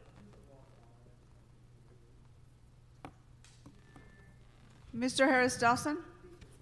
Thank you, Madam Chair, and thank you, Mr. Bonin and the others makers of this motion. I agree with all the sentiments expressed. I'm reminded of a statement that often is declared in this body by our venerable colleague, Mr. Cedillo. We got to build housing. We got to build housing. We got to build housing. And I agree. But once you build it, you got to rent it, or else it does no good. It doesn't do anything to help deal with the problem. There seemed to be a bit of confusion, at least amongst my staff. I don't know about other staffs, about what's before us today and all the outstanding questions. I wanted to ask the CLA what our options were in terms of dealing with the outstanding questions, and did we have to act today to make this something that the voters of Los Angeles can consider in November? Mr. Harris Dawson, I'm going to bring our CLA to answer your Thank question. you. Mm-hmm. Mr. Sharon So. Hold on for just a second. Yeah. And Mr. Harris Dawson, I'm also waiting for the city attorney to get here in order to answer a lot of the legal questions that some of you might have. So we're waiting for that person to either come online or come into council chambers. But why don't we just go ahead and start with our CLA? Yes. So the deadline for council to instruct the city attorney to draft is June 19th. So we have essentially today and tomorrow. That would be the last day for the city council to instruct the city attorney to draft. The drafted ordinance would come back to council, and you would have an effective July 1st deadline to approve. So if we send this instruction today, we'll get something back where there'll be the opportunity to address some of the outstanding questions. That is correct. Before it goes to the ballot. Okay, thank you. That concludes my questions. Colleagues, I just ask that we keep this process alive and keep the possibility that Angelenos can consider this directly in November. Thank you, Madam Chair. So we have the city attorney.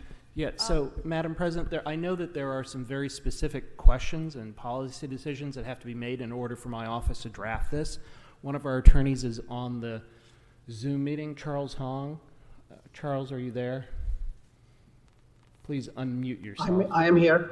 Okay, so if you need further information, specific information to know how to draft this, please ask very direct questions now so we know what to do.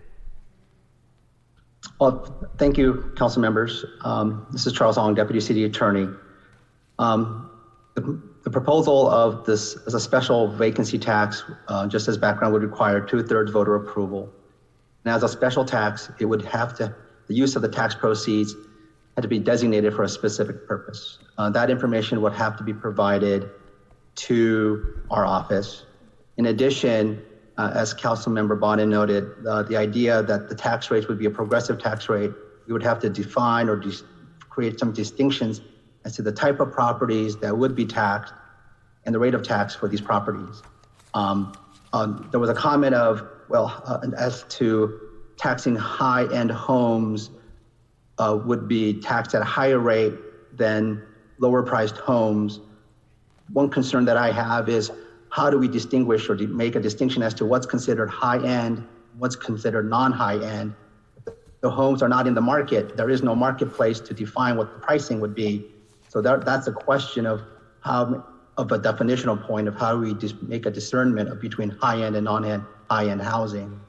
The other issue is what we would need is the time frame in which the tax would be imposed. Would it be an evergreen tax, meaning there would be no sunset date, or would there be a sunset date of 5 years, 10 years? Other concerns that we have is with the collection of the tax, because the way the county assesses and imposes tax, as one example, it would be added, I imagine the parcel tax would be added on the rolls of the LA County assessor. The county taxes are taxed on a prospective matter, but vacancies can be tested in a retrospective manner. So there will be a concern of where the property was vacant in a prior year, but which is no longer vacant, but the tax is then assessed at a later point in time. So these are issues that we have and debated and looking into. So we would just need specific instructions from council as to the structure of the program, the rate of taxation, the method of taxation, questions of how appeals would be addressed, as well as how the proceeds would be used. And my motion addressed that, Mr. City Attorney, by recommending you follow the Oakland models in attachment B, which outlines all of that. And the only exception to using the Oakland example in attachment B is follow the blue sky example for rates in attachment B. But Councilmember Bonin, the Oakland model measure W does not distinction between high end and low end as what was discussed here in council chambers. It just makes a distinction based on the type of residence. That's what the blue sky rate model does by doing different sizes, different rates for different sizes. Sizes as in square footage? I'm sorry. Yes, if you look at attachment B. But then square footage doesn't determine pricing necessarily. I mean, based on pricing, the price of square footage is determined once pricing is established. I get it. You're arguing whether or not the impact of that will be what we intend, but that's the way I've outlined we should do it.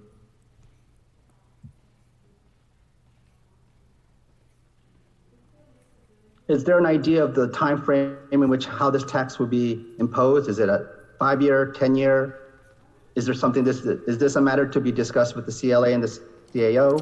Mr. City Attorney, if you look at the CLA report, attachment B outlines a way to address all of the questions. It's attachment B, policy options, and the 10 questions to be considered are broken down in a chart. And my motion says, follow attachment B, use the Oakland examples, except for the rate structure.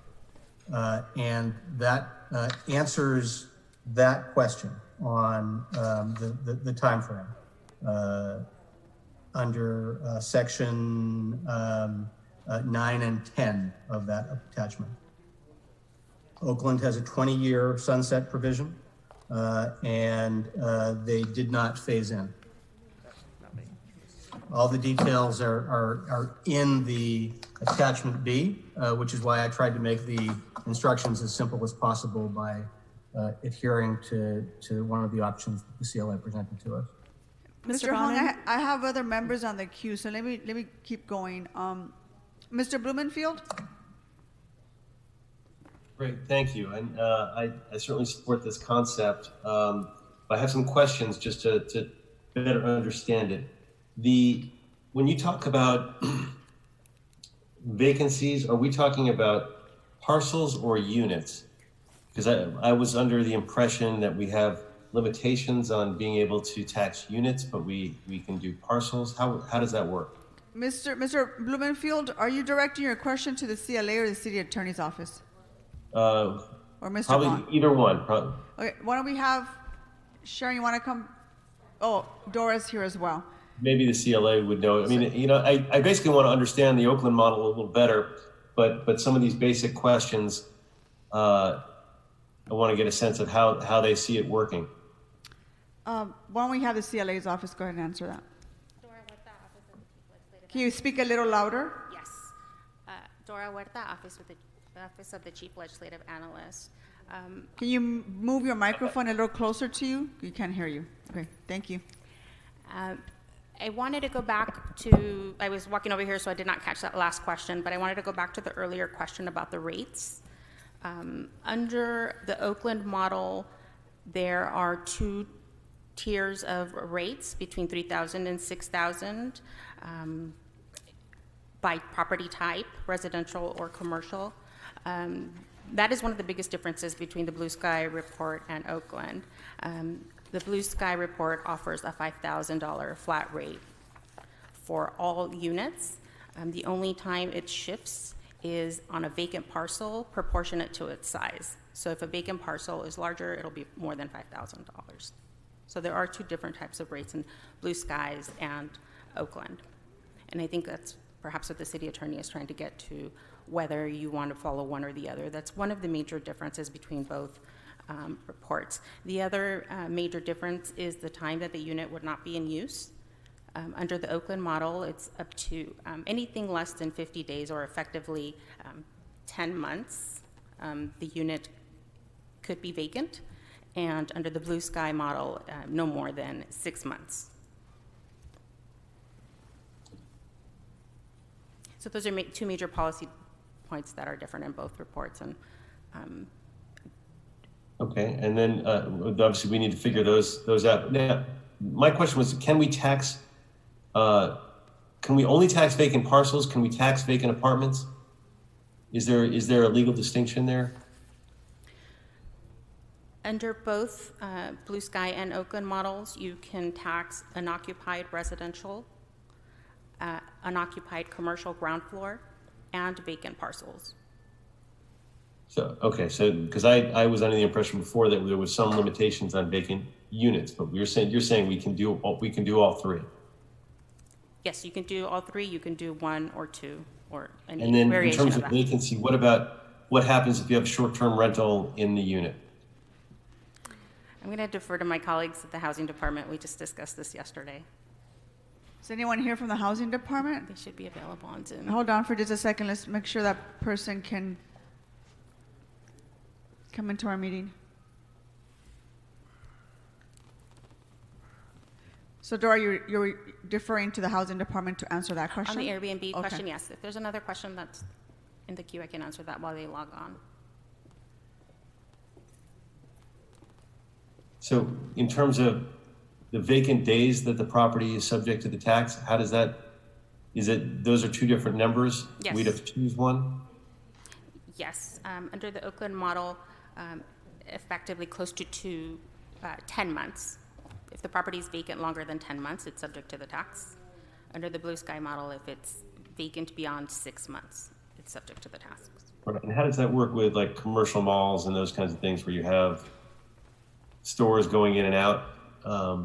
If there's a mall that's in distress and they have a vacancy, in one of their stores, how does that work? The methodology would need to be established. In the by the city. In determining that, what Blue Sky did is they took data for the commercial properties, they took data from the U.S. Postal Service. And it was just raw data from that source. If the city wanted to begin with that type of data and then filter it through other exemptions and criteria and apply those, it can do that. I got you. I agree. I'd love to see this move quickly, but there are a lot of details that need to be worked out, and in the writing of the devil's in the details, of course. But I'll wait to hear the answer on the short-term rental, because I think that's, we may want to pull in some of those units that have been taken off the market, but B, we also, that could be a very big loophole if it's not written correctly. Depending on what you consider use of the property. And Mr. Blumenfield, we're still trying to get someone from the housing department to answer your question. Okay, so I'll yield and wait for that answer.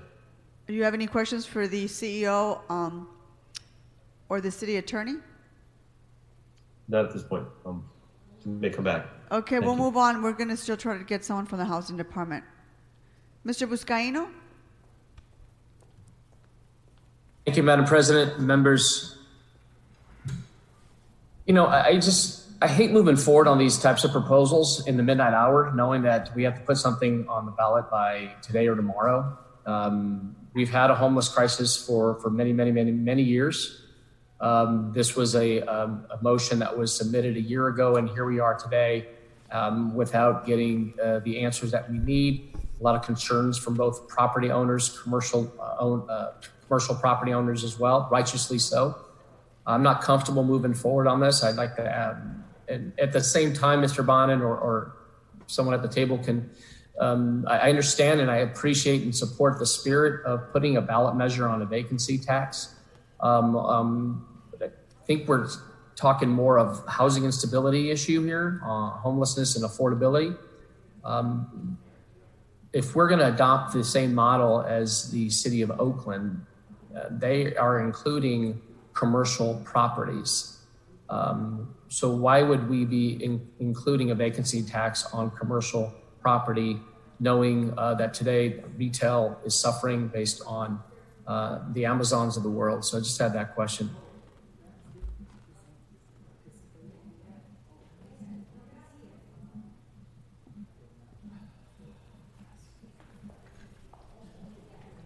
Mr. Wickham? Yes, Councilman. We were modeling in our analysis on the Oakland ordinance. And so this is actually one of the policy questions in front of you as to whether commercial would be one of the components that would be included in the tax. So again, the analysis was based on Oakland, and it's an option that's available to you one way or the other. So maybe if I can defer to the makers of the motion, why are we including commercial property? Commercial property was one of the recommendations that came back from the analysis of how to do it. And there was a lot of feedback during the process saying that people were, although we were primarily focusing on the housing crisis, people were also concerned about ground floor commercial blight, where certain properties were just being kept off the market for a long time for an inflated price. I certainly see that in parts of my district and in higher end areas where you get a lot of vacant ones. What I'm asking for today is that we approve direction to the city attorney to move forward so we can continue considering this. If it would be helpful, I am far more attached to the residential aspects of this than the commercial. I personally prefer that we keep the commercial in, but if it helps keep this alive and gets us to give direction to the city attorney today, I'd be willing to strike that so that we can move this forward and do the most urgent, which is to provide relief for people who are suffering from the affordable housing and homelessness crisis. So I'll make that a motion to strike the commercial property, if you're okay with that, Mr. Bonin. Sounds like if that gets it to a yes, I'll be okay with it. If it's a friendly amendment, you accept that, Mr. Bonin? Yeah. Thank you. Any other questions, Mr. Buscaino? No, thank you, Madam President. Mr. O'Farrell. Thank you, Madam President. Once upon a time in Los Angeles, when I first moved here, the market would take care of vacancies in apartments, whether it was market rate, affordable, or luxury. The market actually dictated occupancy. A lot has happened in recent years, including a wider gulf between haves and have-nots across the city, across the country. We now have corporations and family trusts that are perfectly comfortable at times with leaving buildings largely unoccupied until they can get the price that they're looking to get. And they have the financial ability to leave a property vacant. And I know we're going to exclude commercial now, and I'm good with that. But I want to talk just a little bit about commercial. There's a fairly small universe of commercial properties that I would actually like to go after in terms of vacancy, where entire huge buildings that are often owned by a family trust or an LLC that have sat vacant across the city in various neighborhoods for decades, years, decades even. And we have a few of those in my district, and I know exactly where all of them are. And like I said, it's a fairly small universe. I would love at some point to start addressing that issue and not go after the vacancies as it relates to a down economy where commercial property owners have actually a hard time renting their storefronts. That's a completely different conversation. As it relates to apartment rentals, it's just what I said when I started. We're no longer in an economy, it seems, a generation ago, where occupancy was driven by the market. And it was very competitive to get an apartment anywhere. And that would more or less take care of itself for the most part, which is why I think we need vacancy control. My questions, I have a couple of questions. And I think that in the ordinance or in the vote we're taking now for this to come back as something that we put on the November ballot, I would like to address the issue of habitability and where that might fall in terms of the requirements for seismic retrofit. And I just want to make sure that we're crystal clear so that we don't end up creating loopholes to leave apartments vacant because of habitability issues that might be pending with a certain deadline for seismic retrofit. So that's something that we, I think, need to address and figure out as soon as we can before putting something on the ballot. And then also for sale or something that's on the market, not as it relates to apartment buildings. Certainly, apartment buildings change hands all the time, especially large ones that either corporations own or large LLCs own. We shouldn't enable apartment buildings that are on the market to have vacant units within them because that's part of the problem as well. However, if someone who owns a home is trying to sell the home and it's a single family home, it might be necessary to put it on the market and you might have to relocate.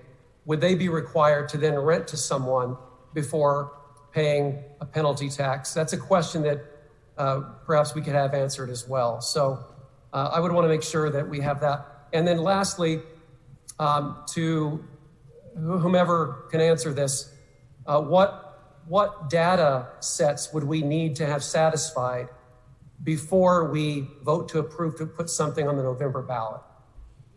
Thank you. Okay. So I'll begin with the for sale units.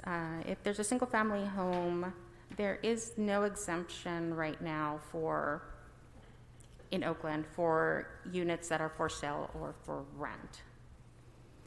The way Blue Sky began their analysis, they started with a data set from the American Community Survey. And in that survey, they they filtered out those that reported that the units were for rent or sale. So they did account for those, but under Oakland, there is no exemption. I mean, an owner cannot just say, I'm renting the property. Under the DC model, they do allow, if they can provide evidence that they are making a good faith effort to rent or sell the property, 1 year exemption. Thank you. Just one point of clarification. The DC model, is that single family or is that multifamily? The DC model, I believe, are all, but I can double check that for you. But we think it's probably all, because I don't want to exempt multifamily as it relates to vacancy. Mm-hmm. And I'm just interested in exploring what rules would apply to a single family home where someone has to relocate quickly and they have to put their house on the market and vacate it, and maybe it doesn't sell in 6 months. So that could create a challenge, or not. I mean, it's just a topic of discussion I think we need to explore. So at this point, the city attorney would need some kind of direction from the council in order to draft the ordinance. And so it seems that the recommendation would be to have some consideration for single family that has made a demonstrable effort to sell the unit as an exemption in the ordinance. So this is Streffen. Let me just chime in. Any exemptions, any unclarities, council is going to have to work out today, because my office needs to draft this ordinance if we're doing it and get it back to you tomorrow. So we can't have issues dangling. Otherwise, my attorneys won't know what to write. I would suggest then that we have some sort of hardship claim as it relates to single family. Not that they're exempt, but some sort of hardship claim. And the reason I say this is that we're living in the time of COVID-19. It's unclear as to what the real estate market may or may not do. But I don't think that same concern would necessarily apply to other rental units. But I would love to hear what my colleagues' thoughts are on that, since we have to decide now.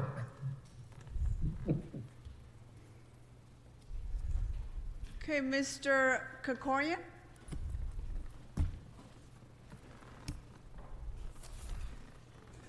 Thanks very much, Madam President. I certainly want to look very closely at any opportunity we have to enhance revenues at a time when we need every penny of it. And likewise, I certainly want to look at every opportunity we can to increase the housing stock in one of the most, if not the most, housing constrained markets in the United States of America. So if we can do those things, I think that would be a big step forward. Like Mr. Buscaino, I share with him a high level of discomfort at the idea of enacting something or even putting something in front of the voters that hasn't been fully fleshed out and developed. So I guess the first question I would have in response to the comment that the city attorney just made, play this out for us a little bit in explaining, if we give instructions, as Mr. Bonin has requested, based on the Oakland model, that ordinance is drafted and comes back to us, and then we have our policy discussions about whether we agree with the Oakland model, whether the Oakland model is producing the impacts that we hope to produce in Los Angeles, whether there are other unique attributes of the housing market here that we want to be considered, as members have been discussing today. What happens then? So we have a draft ordinance before us. We propose presumably amendments to that ordinance Can we do that and still have a policy discussion that has the potential for amending this and still make the deadline for getting things on the ballot? So from the city attorney's office... And you need to speak up a little bit, Stefan. Yeah, sorry. So from the city attorney's office, we... A little bit more, please. Sorry. From the city attorney's office, we have Charles Hong and Harit Trivedi on the line, and they know the dates and the timeline very well, so I'm going to defer to them. And I also wanted to mention that we have Ms. Monterosa on the line from HSID, so they're now listening as well. And, so if you and have Holly, questions. and sorry, Holly Walcott, the clerk, is on the line too, also understands the date. So okay, great. And so my first question is just the timing of getting it on the ballot. I'd like that to be a succinct answer so I can come back and ask the substance. So Holly is waving her hand, so I think she has the answer. Holly, just unmute yourself. Go ahead. Holly Walcott, City Clerk. The answer is the last day for council to adopt the election resolution is on July 1st. So in order to have a policy discussion on it, you'd have to have it come back to you prior to that date so that any changes could be made prior to July 1st. Right, I get that. But so if we were to have the city attorney come back even tomorrow with a proposed ordinance, and then we debate, I'm not sure just how we go about debating the substance of the ordinance, and then presumably send it back to the city attorney for redrafting, who would then have to come back again. This is correct, by July. Let me cut in again. Correct, by July 1st. Okay, so we could have a draft ordinance before us, debate it in a week, and then turn it around and come back. So maybe correct. It's feasible okay. So second practical question that I have on that is I don't know if anyone from the CAO's office or CLA is on the line, but as I understand it, there's no money currently set aside for a ballot initiative.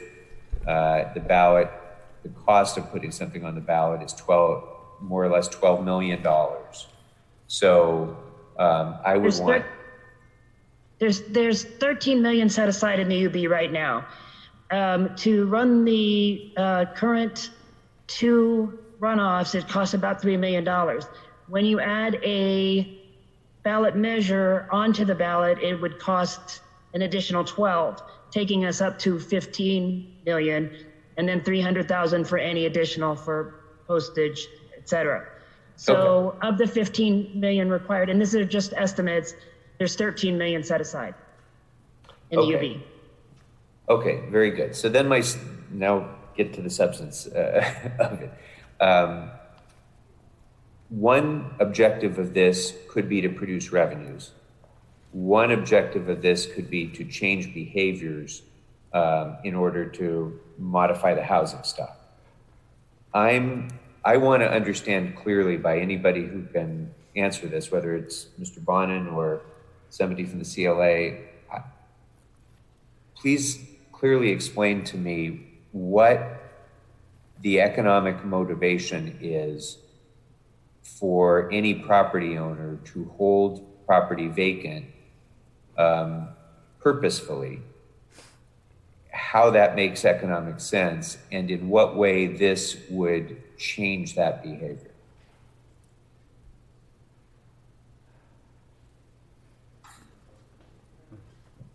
I could address that, Councilman Krikorian. I am also a co-author of this motion. And actually, in my district, as we know, there's a difference between the commodities market when it comes to buildings and rental properties, as well as the actual rental market. There is, based on the pro forma, based on your investment portfolio, and actually getting Wall Street to invest in your property, there is an incentive to keep your rents high, irrespective of vacancy. So even though you have a higher vacancy rate, the fact that you could command a $10,000 rent for a 2-bedroom makes your portfolio for investment properties for other investors to come in to invest in your property. So when you're looking only in the investment market, it's good for you to have higher paying rents, even though it's not full, or even if you're only at 60% full. But for us on the city side, we actually need those rents to be a little bit lower so we can actually fill it with people. So in my district, I can't speak for other areas, but there has been a lot of luxury towers that have been built that are sitting vacant, which are commanding upwards of $10,000 rent, and literally in a span of 4 years. For example, in the Miracle Mile, when I first got elected in 2015, the most expensive 2-bedroom apartment was about $4,500. Today in that same area, after we built numerous properties after properties and rental properties, the most expensive unit is $10,000, 2-bedroom, and it's still sitting vacant. So when it comes to actually investment and Wall Street, they look at the overall rental, not necessarily the occupancy. So in that sense, if there is a vacancy tax, the property owner would have the ability, would now be forced by getting hit with the vacancy tax or lowering their rent and not paying the vacancy tax. And hopefully while doing so, it would create more opportunities for other folks to actually rent the place. I don't know if that helps answer your question, Mr. Krikorian. Not really, because you're not commanding $10,000 in rent unless you're getting $10,000 in rent. And a Wall Street investment firm is not going to look at vacant units and say, well, the property owner says that it's worth X if no one is willing to rent it at X. So I'm not sure really. I can't imagine what the incentive would be to not get X minus 5% or X minus 10% rather than claiming that it's worth X and having it sit empty. Maybe there is. I'm legitimately asking the question because I don't. I just want to make sure that whatever tool we use is a tool that's appropriate to change the actual questionable behavior that we're trying to get at. And I just don't have anything in any of the written reports that are before us today that says anything about that. Not from the CLA, not from HCID, not from Blue Sky. There's nothing in there that defines what that bad behavior is and how that's changed. And we're being asked to put something in front of the voters on minimal notice without that being delineated. So if it can be delineated in short order, if that can be demonstrated to me, I'm all ears, but it's not before us today.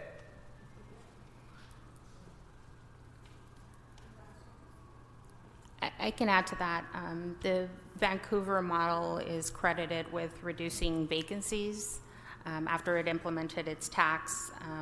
As with Oakland, it's relatively new. It was just voted on by the voters in 2018, in November of 2018. They monitored for vacancies in 2019, and as of March of this year, they've sent notice to the owners who may be subject to the tax. So they're yet to collect revenue on that, so there's more limited information on the Oakland model. Yeah, and even with the Vancouver model, right, lowering the vacancy rate is only part of our, analysis on that. It's what was the behavior creating the vacancy rate that was changed? Because it might change the vacancy rate, yes, that might be true, but if it's also disincentivizing investment in housing at the same time, it may actually be causing significantly more harm than good. We just don't have that information in front of us. So that's, maybe if you have some explanation as to how it was that the Vancouver vacancy rate was reduced, what sort of behavior was changed, that would be helpful to understand. But again, it's not in front of us today. Any other questions, Mr. Krikorian? No, for now that covers it. And as I say, I'm open to this. I'm very eager to find a way that we can increase revenues and increase housing stock. I just want to make sure that we're, using the right tool to achieve those ends. And this is Strafford. Let me chime into one thing you said, Mr. Krikorian, early on. I can tell you it is not going to be possible for us to get an ordinance back to you tomorrow. That's unrealistic. I think next week is possible, but not tomorrow. Okay, and it might be that we just don't have time to amend that ordinance. So if we come back with an Oakland designed ordinance, We may or may not have time to have a fulsome policy discussion about that. And if we don't, and we're not satisfied, we vote no. I mean, this may come down to a yes or no issue, not something where we can realistically have any further discussion about it other than either being satisfied or not satisfied that the Oakland model works. Right? Yes. Okay. Okay. Thank you. Mr. Cedillo?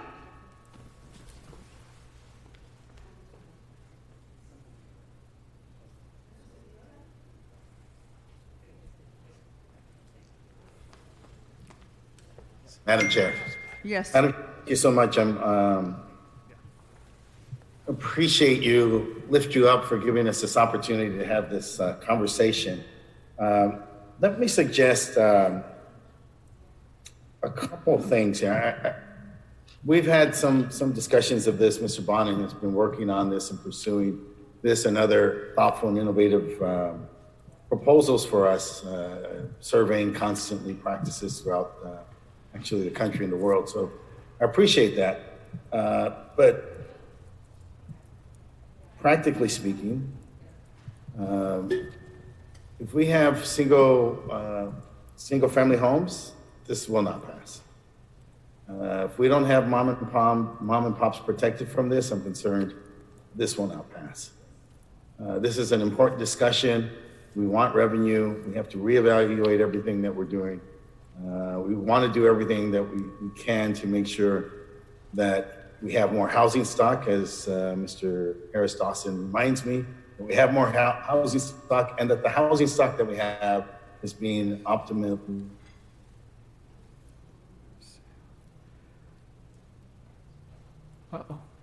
Hold on for just a second. We're having technical issues, Mr. About exemptions to these small, as always advocate, single-family homes and mom and pops, that this isn't going to happen. This will be a disaster in an election, and this will all be for naught. So for whatever it is we're trying to accomplish, and this is very thoughtful, but it's not a silver bullet. It's another tool, and it's part of an important box of tools. But without exemptions for single-family homes and small mom and pops, whatever we measure that at, I fear that this policy will not move forward. And so I want Mr. Bonin to think about that and see if there's a carve-out, a specific carve-out that is more explicit, simpler for the CA to construct into our proposal so that we can have a greater degree of comfort in moving this forward to the people. Thank you. Mr. Lee?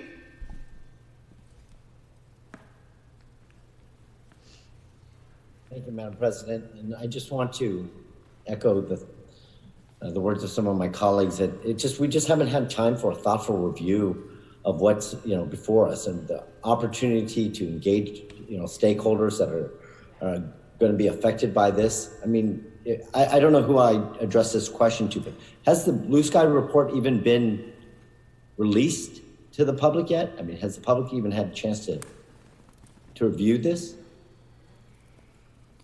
The Blue Sky report was considered by the Commission on Revenue Generation at its January meeting, and it is posted to the CAO's website for public review. Okay, so the full report is available for the public to take a look at? Yes.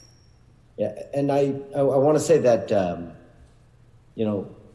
I don't want to put something on the ballot that we know, that we think that has a possibility of failing. I want to make sure that we put forth actions and things that are really, truly going to make a difference. We have a new general manager of HSID. I think we should allow that person the opportunity to come up with ideas on how we can incentivize, instead of taxing our people more. We have to show first that we are good stewards of the money that they entrust us with as is. We are facing, I know that we are facing, budget deficits. I know this economy is going to be unlike anyone we've ever faced before. But I know the idea of putting more affordable housing, stock in our city is important. Let's as a city instead of just putting it on the backs constantly of the people and businesses, let's, as a city, we need to take a look at inside of ourselves and say, what incentives can we give? What incentives can we give to provide, builders that make sense? Like if we take off a certain amount of, the different fees that we are constantly charging them to incentivize that they only charge rent from this scale to this scale, which is, in some sort of mathematical formula of, helping not only low income, but middle income as well, because it's not just the low income where we need to help out, it's the middle income areas too, and that all just flows down. So I think this is just too soon. I ask that colleagues that we table this, that we take a real tough look at ourselves in the city of how we do business and how what we're doing that de-incentivizes building affordable housing, and see what we can put forth and allow our new general manager of HSID to be a partner with us in trying to get that, make that happen.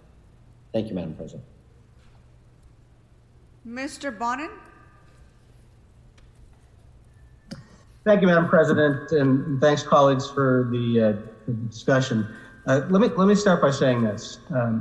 I hate this process. I hate that this is messy. I hate that this is uncertain. I hate that this is rushed. I had hoped that we would have gotten this report in March and that there would have been several committee hearings on it. But the world broke open over the past couple months, and we have not had the luxury of the process that we are usually comfortable with. And again, I am very uncomfortable with this process. So much so that when I was asked by Emily from the LA Times last week what I thought about 2020, I said I can't imagine that this council is going to, in one council meeting, approve moving forward on this. But then, I sat through a long budget hearing yesterday, and I spent some time over the weekend looking at the data from our homelessness count.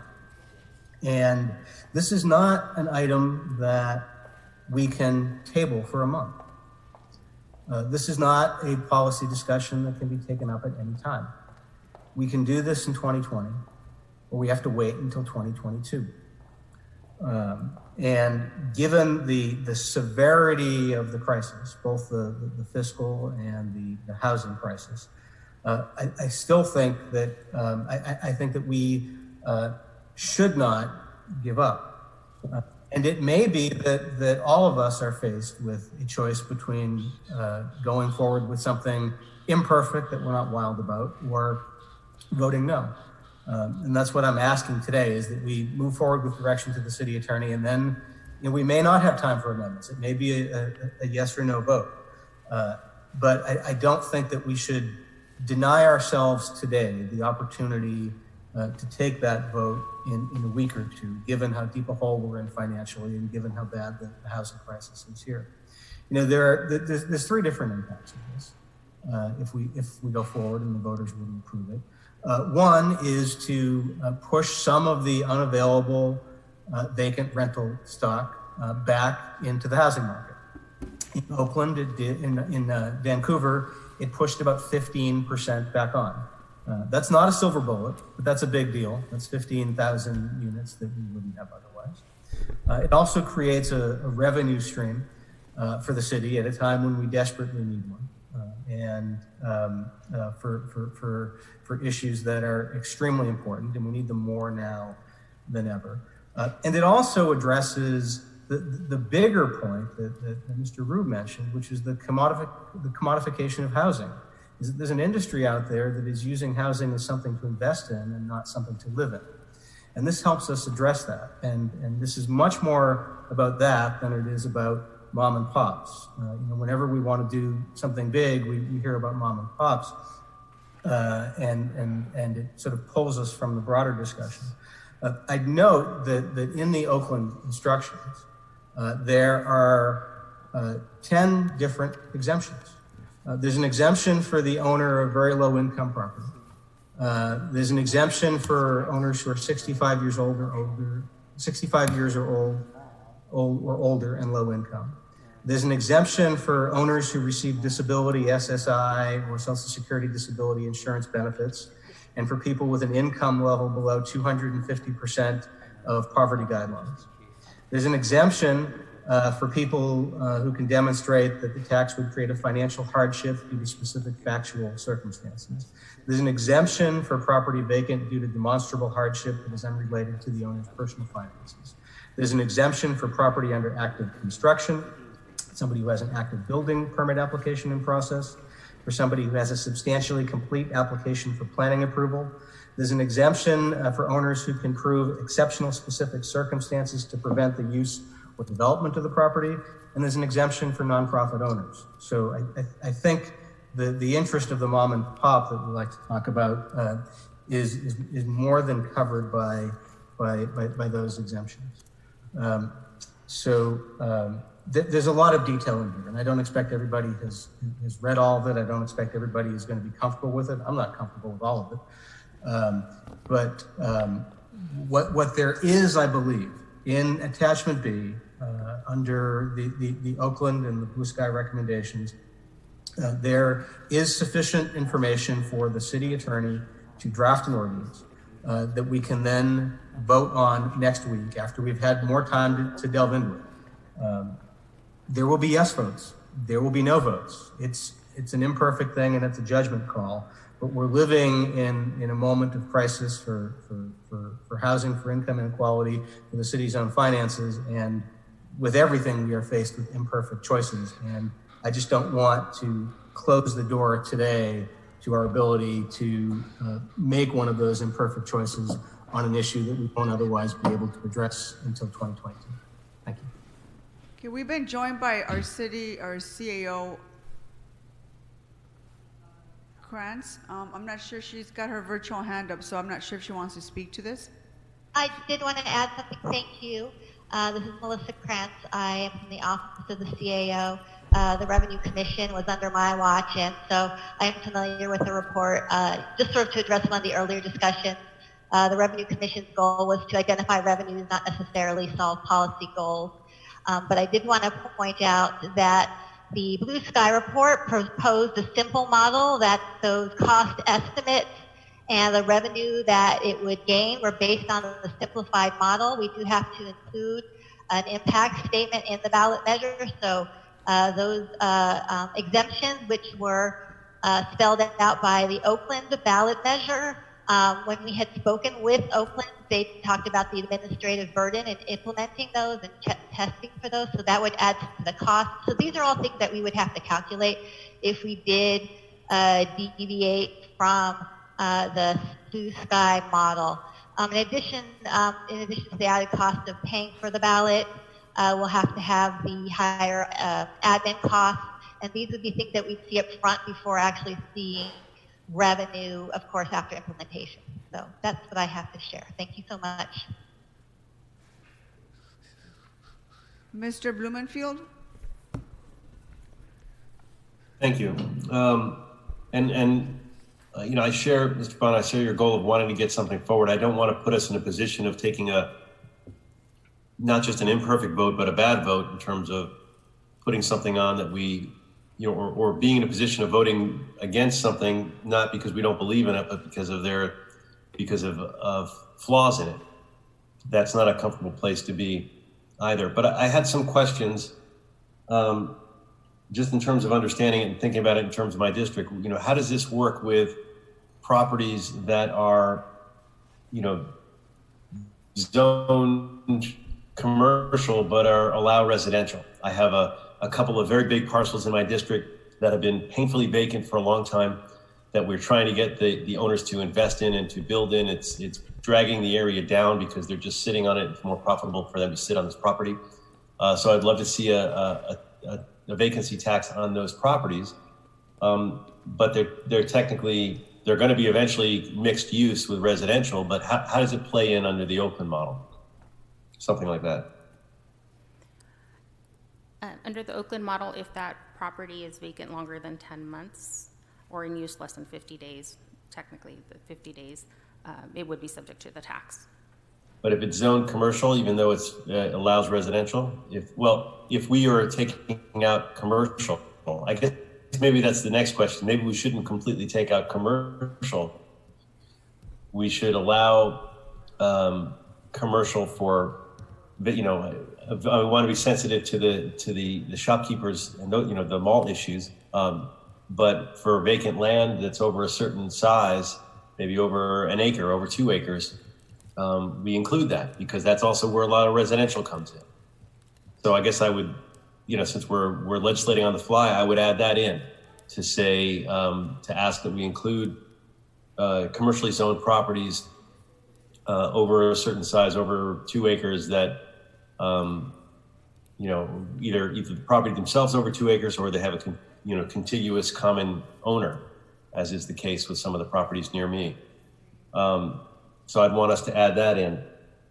And then exemptions for open space, are there, for environmental open space, is that an exemption in the Oakland model, or do we need to add that in? Because I think that's important for some of our key environmental areas. We understand that that is an exemption under the Oakland model, but we will work with our planning department to ensure that we capture a lot of that as well in the model that we bring forward with the city attorney.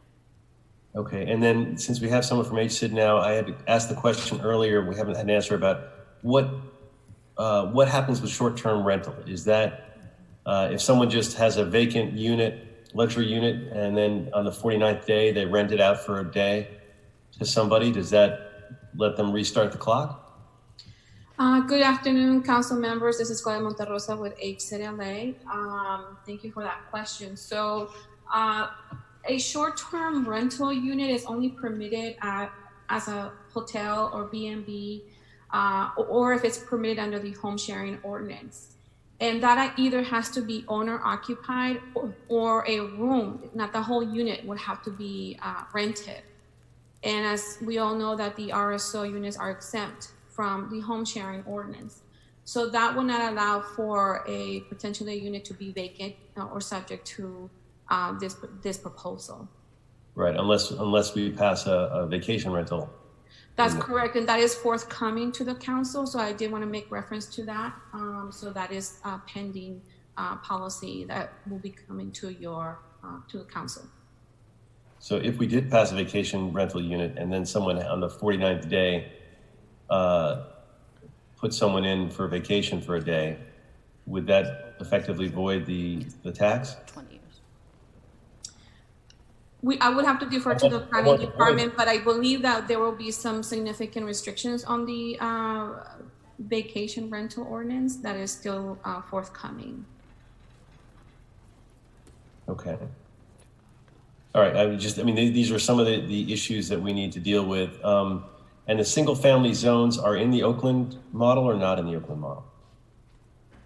All residential and vacant parcels. As Mr. CDO pointed out, we just politically, I don't know if we haven't done any political research on this, but I would also worry about that being a Achilles heel for this potentially. I don't know how that played out in Oakland. I want to move this forward, but there's a lot of questions that we need to answer. And one way to do it is just by moving forward on an ordinance, and then we'll get one more shot at it. But there's also, as I understand it, there are a number of legal issues. Maybe the city attorney could help us with that. What are the legal issues that you guys are worried about in this? This is Streffen. Thank you, Councilman Blumenfield.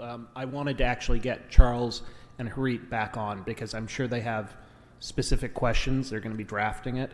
And I think particularly Charles Hong.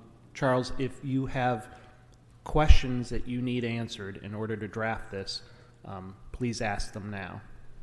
Sure. Thanks, Mr. Streffen. Again, council members, thank you very much. Charles Hong, Deputy City Attorney. Going back to Councilmember Bloomfield's question in terms of certain legal issues.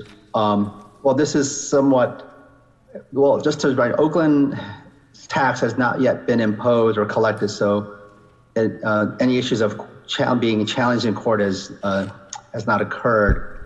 So because this is somewhat a different environment that we are entering into from a taxing world, we are taxing individuals for the non-use of property as opposed towards something else. In terms of creating, so aside from that, so what we're doing is by creating certain exemptions and certain qualifications, we are creating certain class distinctions between a class of property owners. And I think there should be some discussion as to what the rationale is for council deciding to make certain exemptions for certain types of property owners, because then so that any disparate tax treatment serves a rational purpose for a legitimate government concern. I think that's something to be thought about. And going back as to the instructions, just for clarification for Councilman Bonin, in the Oakland model, for parcels with multiple units, whether residential or non-residential, the parcel is not considered vacant if any unit on it is not vacant. So if you have multi-family units, for example, apartment complex with 10 or 20 units, if one unit is occupied, that is not considered vacant. So just to point out that fact based on the Oakland model. So if there is a view of what properties are to be taxed, how they are to be taxed, what's the standard in which they should be taxed, I think that's information that our office will need in order to craft a draft ordinance.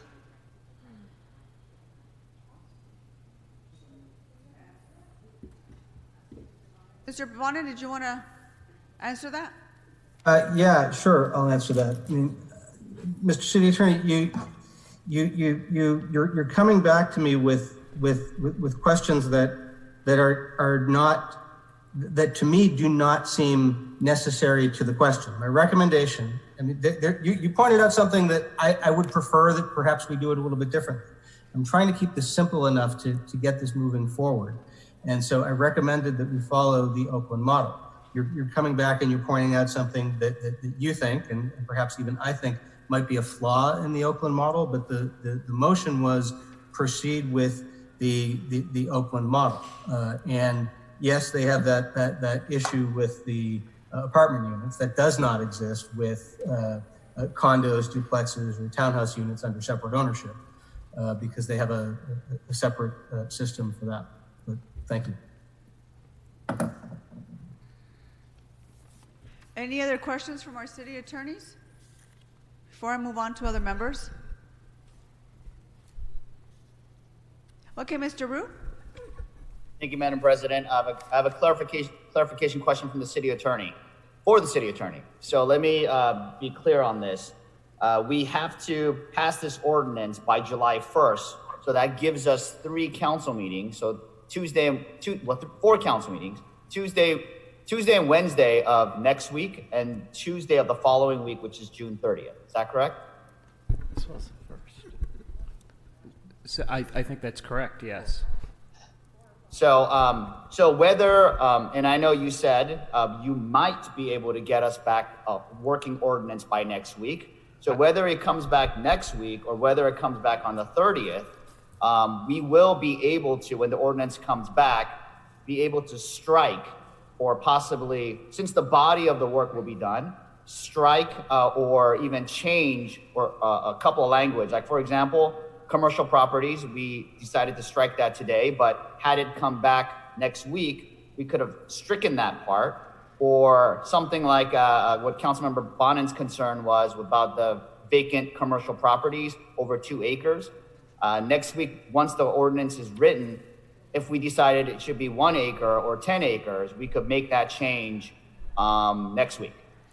So we can bring an ordinance back next week, and then you could instruct us to make changes, and we could bring it back again.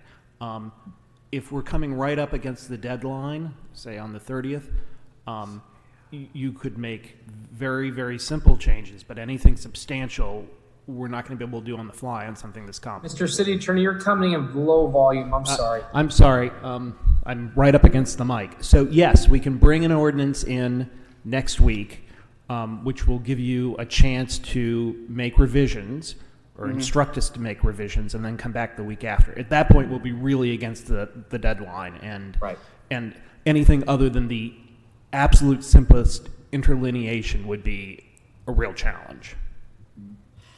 And you know, and we have great faith in you, because during this pandemic, we had to make legislation on the fly, and it is possible. And you know, and I agree. This is not the most ideal situation that we want to be in, but I want to make sure that we are able to keep this discussion going and keep this dialogue going, because this is too important.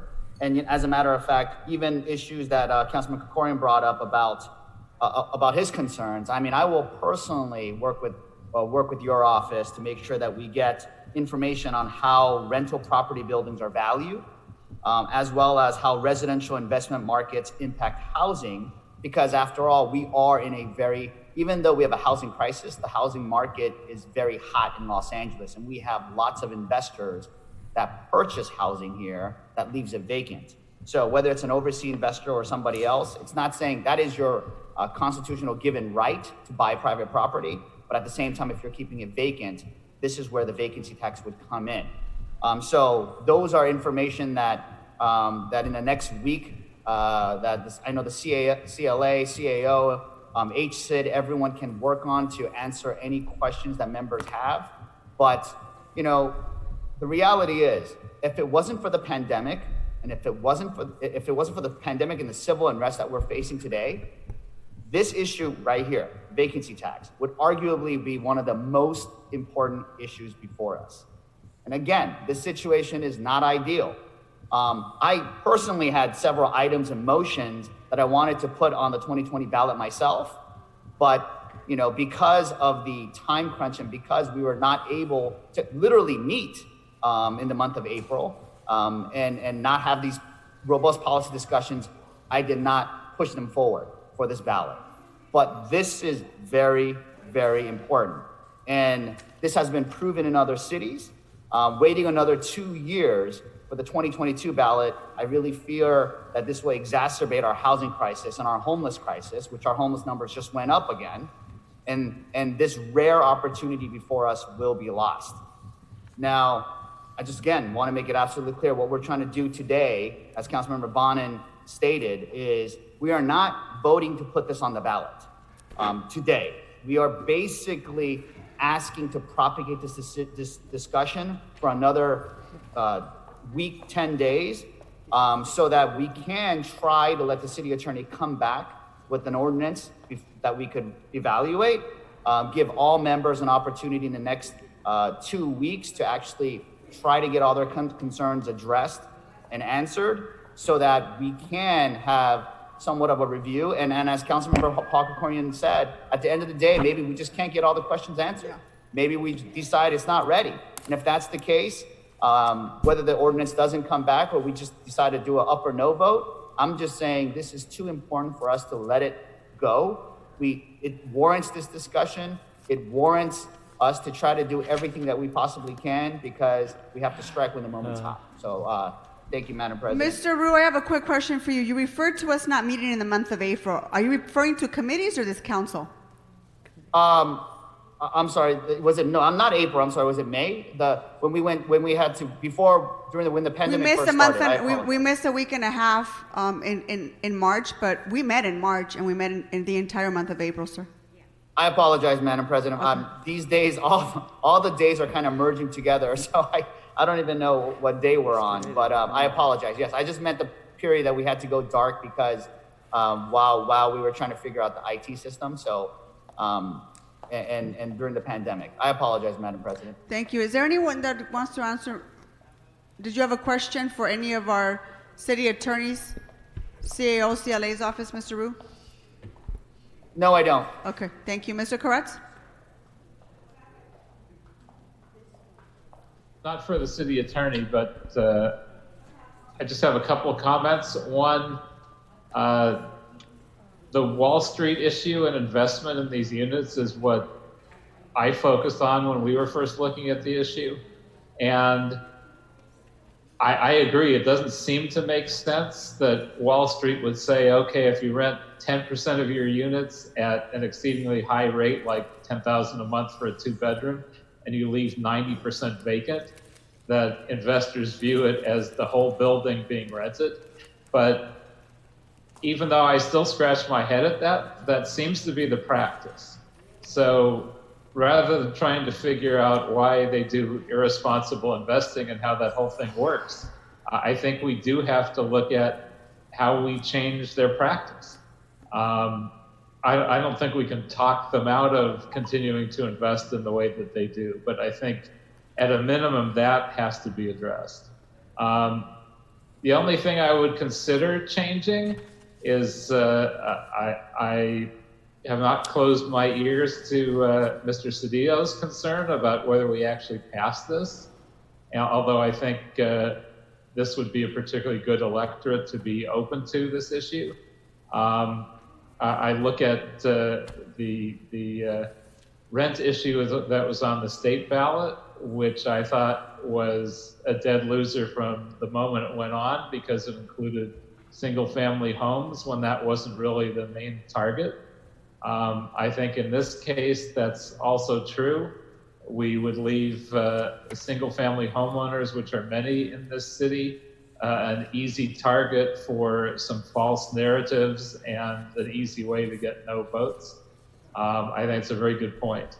So I would certainly be open to, as one of the co-presenters of this motion, to removing single-family homes.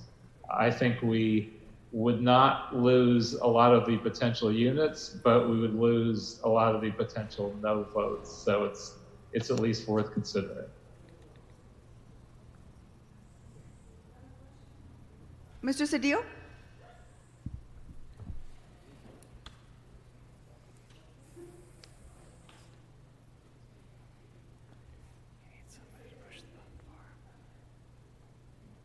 Mr. Cedillo, are you there? We can't hear you.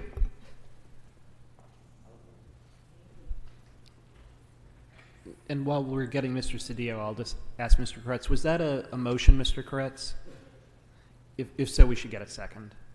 It was not a motion yet. I'm just putting it out there for feedback. I think it might be a good idea. If people hate it, I won't move it forward. If it gets good response, well, you know what? Why don't I just make it a motion? We can discuss it. I'm not sure. I'll second your motion, Mr. Koretz. So is that a formal motion? Mr. Koretz hasn't decided whether it's a motion or not. Yes, I've decided to make it a Okay, thank you. So that was seconded by Mr. Harris Dawson. Mr. I would just Cedillo? ask to remove corporately owned homes. Just family Hold owned on for homes. just a second, Mr. Blumenfield. Are you making another motion? Because I have to go to Mr. Cedillo, who was first to speak. Yeah, it's an amending motion, I guess. Can you just hold on? I take that as friendly. Okay. Thank you very much. Mr. Cedillo? Is this Mr. Koretz's motion or Mr. Bonin's motion? Mr. Koretz and Mr. Koretz is the maker of the motion. I'll accept them as friendly. And Mr. Bonin has accepted it as friendly. Mr. Cedillo, did you have a question? Yes, I did have a question. Tell me about the Blue Sky report. Who has it? When was it released?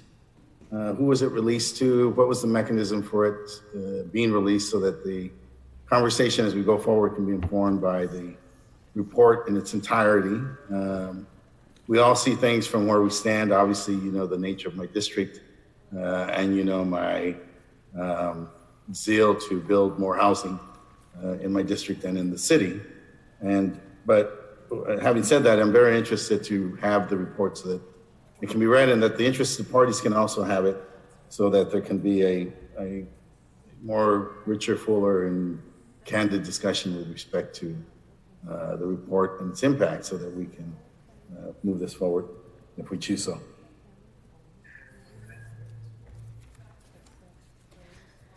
We should defer to the CAO to answer that question. The CAO had managed the Revenue Commission process and commissioned the Blue Sky report. The CAO would be able to provide the details on that if Melissa Krantz is available. Melissa, are you still with us? I'm here. There you are. Melissa Krantz from the Office of the CAO. With regards to the Blue Sky report, that was released on May 8th of 2020. And there was open meetings during the Revenue Commission's whole time in term, which was about 2 years, where they had discussed this earlier, so people who had been attending those earlier meetings would have been able to be aware of the draft discussion. But the final report and its release is on May 8th. Madam Chair? Yes, sir. We have May 8th now. I had asked a question about its release. Who was it released to? What was the method of its release? Frankly, the conversations about the meeting aren't relevant to with respect to the questions I'm asking. What I'm interested is in the report. Who has their hands on it? How was it sent out to the interested parties? How do we get our hands on it? Melissa, can you go ahead and answer that? Yes, I can elaborate. So the Revenue Commission provided monthly reports to the Budget and Finance Committee and the Mayor's Office. Let me go back. It was quarterly report. They met monthly. They provided quarterly reports on their monthly activities. These were note and filed. And then the final report on May 8th was also submitted to the Mayor's Office and Budget and Finance Committee. It is a council file. So the final report is in council file and it's available to the public? It is. I would have to look up the council file number, but you can also find it on the CAO website. So if anyone is listening, they could go into caolacity.org and then see it on the highlight page, which is our landing page. And the full report? Yes, you can see the full report and the appendix on our landing page. So that's probably the easiest way for people to get to it, and we can certainly have our system staff make it a little more prominent. It's the second and third link down on the CAO landing page, and once again, that's cao.lacity.org. Thank you so much. Thank you, Madam Chair. Mr. Blumenfield? Yeah, thank you. I don't think I was clear before. I wanted to make a motion, since it's easier to remove something once the city attorney goes, puts it together than it is to create something after they've put something together if they don't include it. I would ask that we include in the draft commercial property that could be used for mixed use. And I'm happy to have it over a certain size. That's my way of trying to pick up some of those additional properties without burdening the the distressed shop owners and that kind of thing, but to deal with those vacant lands. So the motion is to add commercial property that is eligible for mixed use. Is there a second to this motion? Second. I will accept that as friendly if Mr. Bruscaino is okay with it, since it may or may not conflict with his motion that I accepted as friendly. I figure you can always cut it off, since we're just asking the city attorney to draft it, but it'd be impossible to get him to recreate it after the fact. Is that okay, Joe? Yeah, again, members, we're in the midnight hour here, and I'm hoping that, I don't know, like Mr. Point alluded to, if we're going to get to where we want to get to in the next couple of weeks, I mean, we can gut and amend the hell out of this. Still know if we're going to get, I'm just not comfortable including the commercial properties. With the spirit of this is to address the housing instability issues our city's facing. That's why I'm talking about only mixed use, ones that are used. Like, I'm thinking of properties in my district that I know are slated for mixed use, potentially a lot of housing, but they're zoned commercial, but they're just sitting there.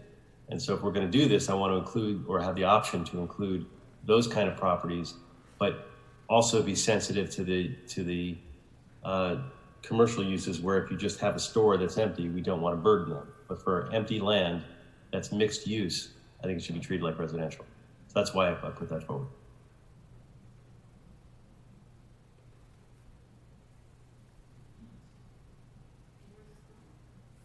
But it was moved and seconded, so.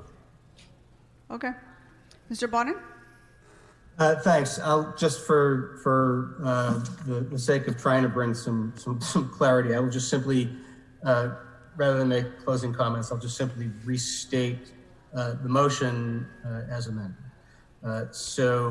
In this matter, I move that the council adopt recommendation number 1 in the CLA report, directing the city attorney to prepare a vacancy tax for the 2020 ballot using the Oakland ordinance as a model, excluding non-mixed use commercial properties and excluding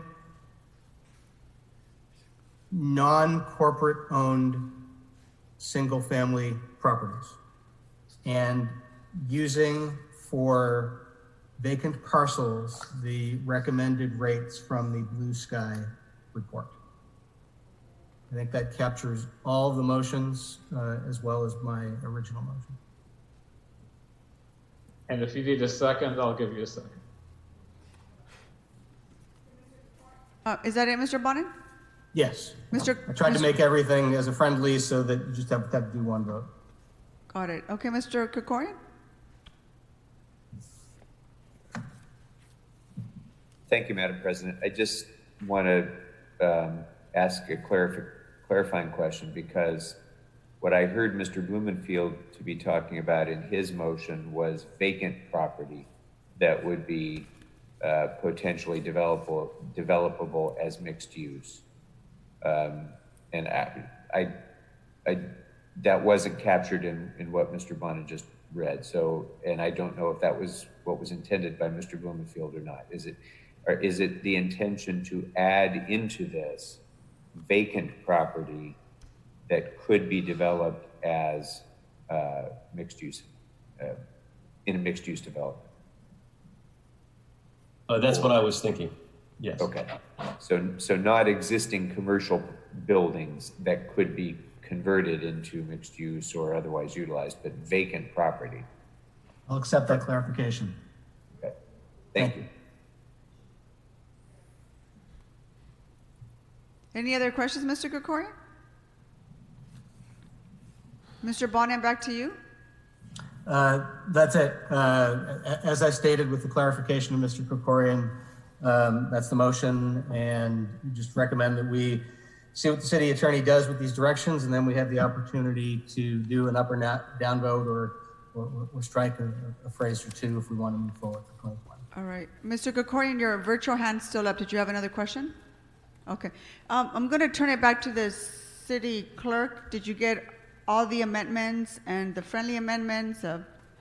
Yes, it was all incorporated in Mr. Bonin's clarification, which Mr. Koretz seconded, along with the clarification from Councilmember Krikorian and Blumenfield.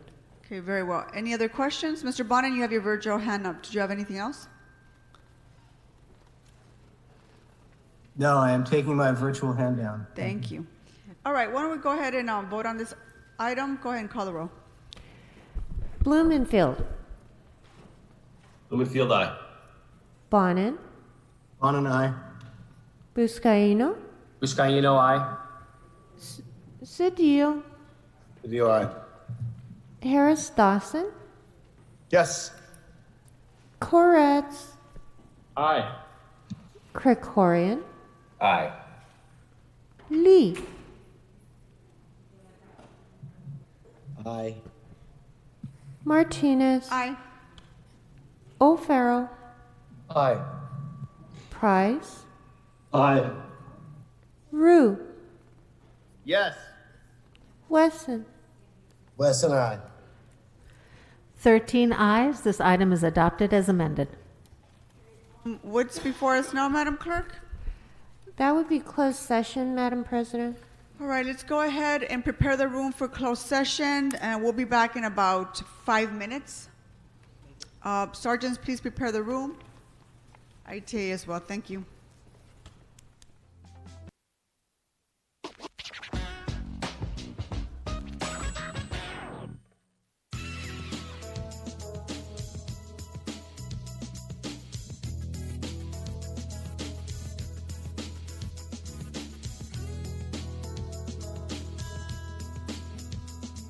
very proud to also extend our relaxed parking rules. During this emergency period, the Department of Transportation is not enforcing street sweeping in residential areas, though if you can move your car, we are still trying to do that street sweeping, so help us out. Rush hour parking restrictions, non-metered time limits in commercial zones. We're not ticketing and towing abandoned and oversized vehicles, vehicles with expired registration or with recently expired permit parking placards. If you want more information about what's being enforced and not, visit ladot.lacity.org.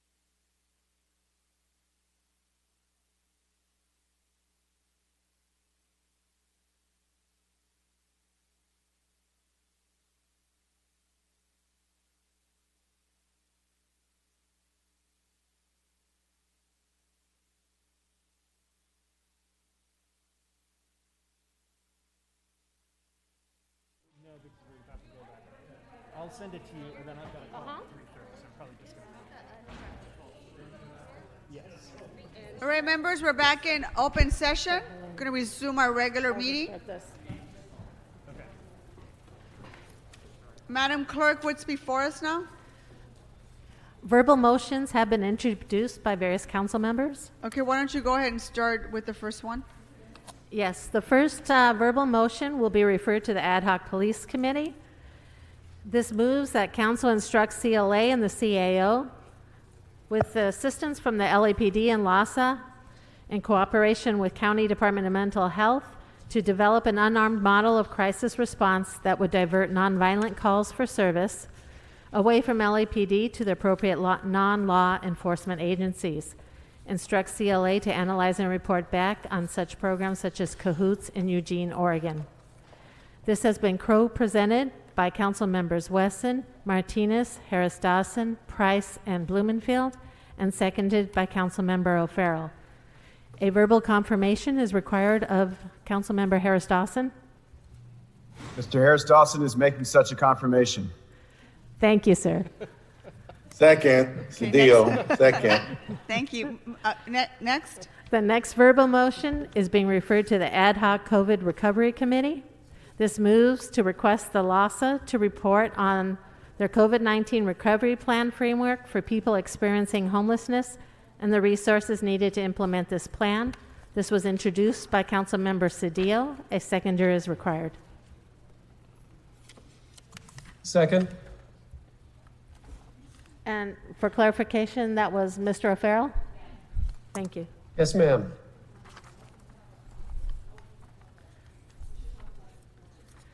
The next verbal motion, also referred to the Ad hoc COVID Recovery Committee, instructs the Housing and Community Investment Department to report with recommendations to strengthen tenant protections and eviction defense measures following the expiration of local emergency orders. This was presented by Councilmember Cedillo, and a seconder. I'll second it. I believe that was seconded by Councilmember Price. David Rue. No, that was Mr. Rue. Mr. Rue is a second on that. Thank you. The next verbal is a resolution to be referred to the Rules, Elections, and Intergovernmental Relations Committee. This is to support AB 2196 Gonzalez as amended, which would extend the sunset date on the pilot program for increased access to responsible small dollar loans to January 1, 2028. This is presented by Councilmember Cedillo and seconded.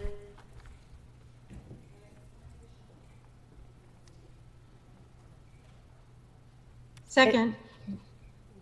And that was seconded by Councilmember Rodriguez. The next verbal motion is introduced by Councilmember Cedillo. This will be referred to the Health, Education, Neighborhood, Parks, Arts, and River Committee to move that when parks fully reopen, the Department of Recreation and Parks will implement hygienic measures that include the use of sufficient restroom attendants to ensure that public restrooms are frequently cleaned. And a seconder?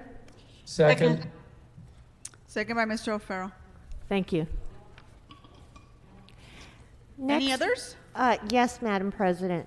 There is a verbal motion by Councilmember Cedillo, and this is a motion relative to an instruction to the Information Technology Agency to report with recommendations to develop a municipal wireless network initiative to serve the residents of Los Angeles. Is there a second to this motion?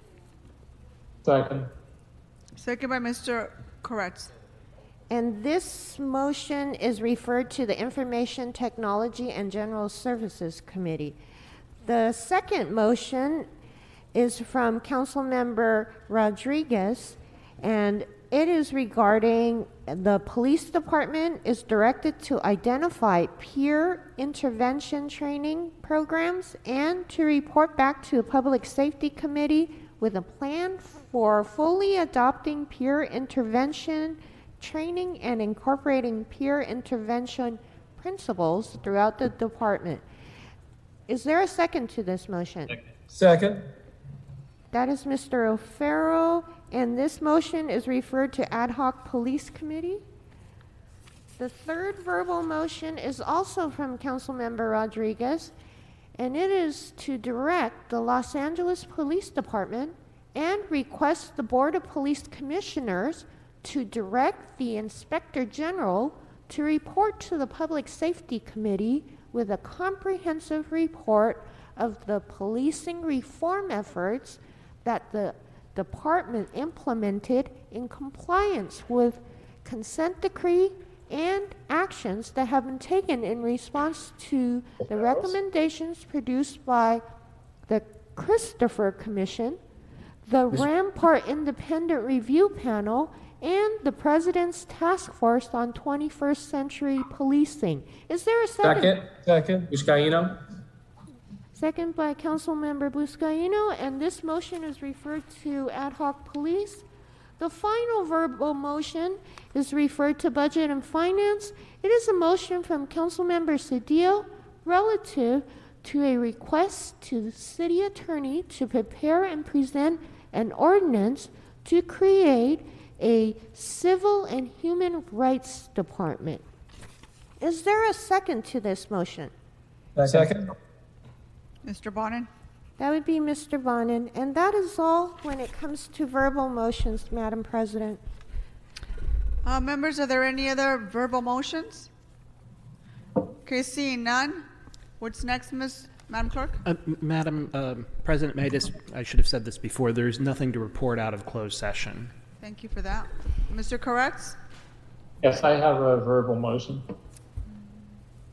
And it's co-presented by Mr. Rue, and the moving clause is, I therefore move that the council instruct the Department of Building and Safety, with the assistance of the city attorney and consultation with the city administrative officer, to prepare and present an ordinance to expedite all plan check permits and waive all fees required by the municipal code to repair the damage or to demolish and or rebuild the building, structure, or portion thereof destroyed as a result of the civil unrest of 2020, as is similarly done to repair or rebuild the building or structure damaged or destroyed as a result of the 1994 Northridge earthquake, parentheses, Municipal Code Section 98.0419, Ordinance Number 169813, close parentheses.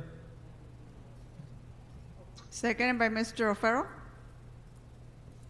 Okay, any other verbal motions, Mr. Koretz? That's it.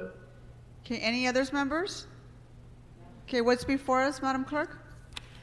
Madam President, for the record, those motions will be posted on the city clerk's website soon after this meeting, and those motions are posted and referred, and that clears the desk, Madam President. Thank you. Members, are there any announcements?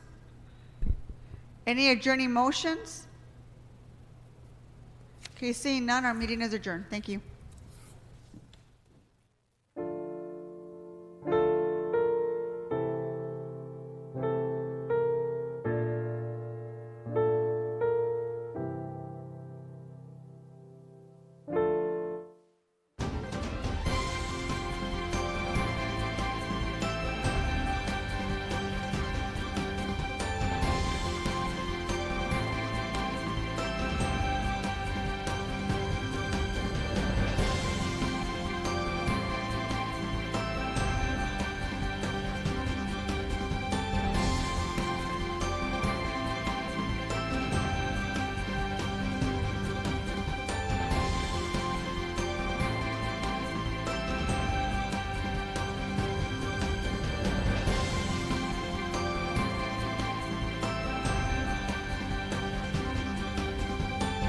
Into triangle.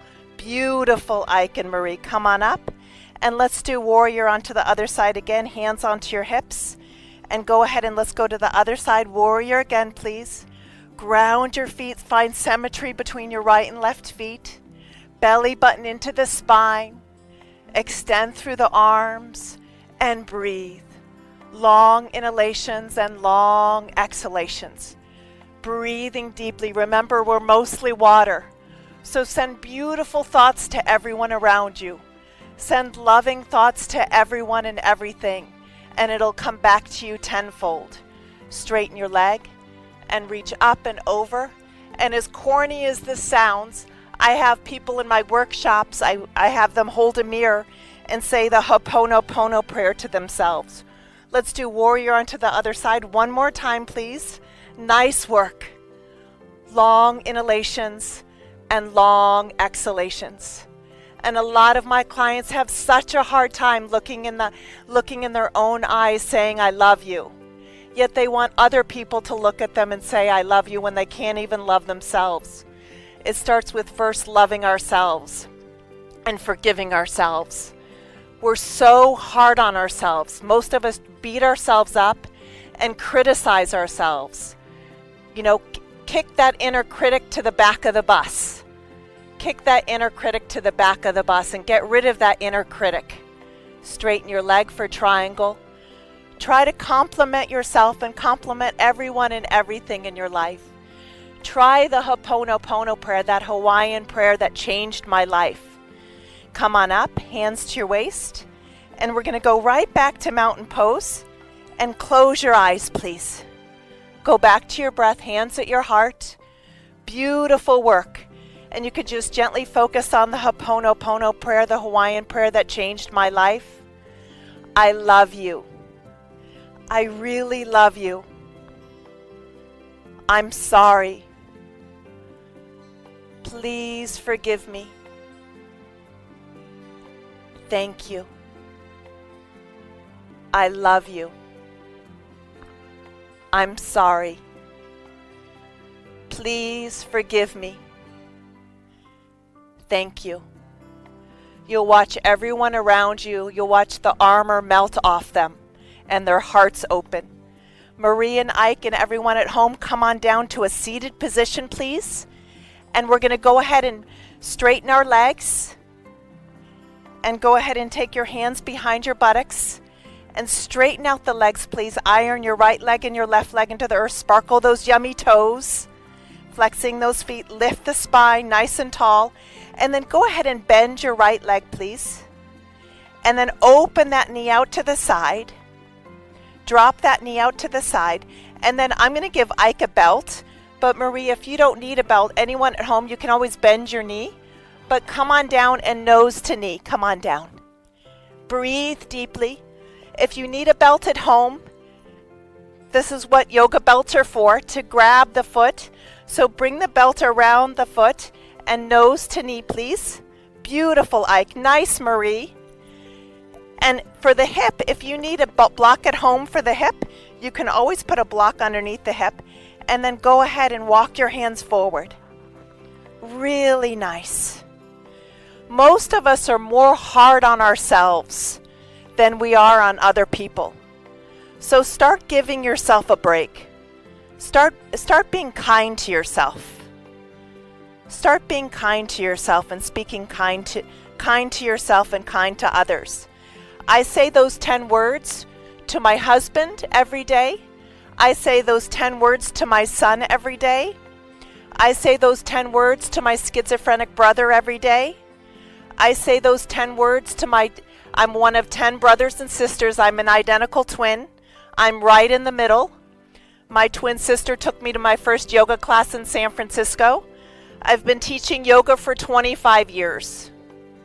A spiritual teacher of mine told me in my 20s to do what you love. Follow your bliss. Like Joseph Campbell said, follow your bliss and you'll never work a day in your life. So I've been teaching yoga since my early 20s. Just breathe deeply. Really nice, Ike. Really nice, Marie. This works your parasympathetic nervous system. This calms down the mind. You can actually do this before you go to bed.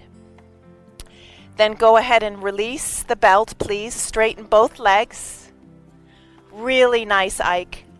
Straighten both legs and bend the left leg, and we're just going to do the other side. So bend the opposite leg. Beautiful. And then we're going to put the belt around that foot and go ahead and come on down, nose to knee. And if you need a block to go underneath this knee, let's bring this foot. Nice, Ike. And then straighten that leg as much as you can, please. And iron that right leg into the earth if you can. If you need to bend it a little, that's okay too. And you want to, it's a little bit of a twist, so you want to try to bring that belly button a little bit over your right thigh. So it's a little bit of a twist. And just breathe there. Really nice, Ike.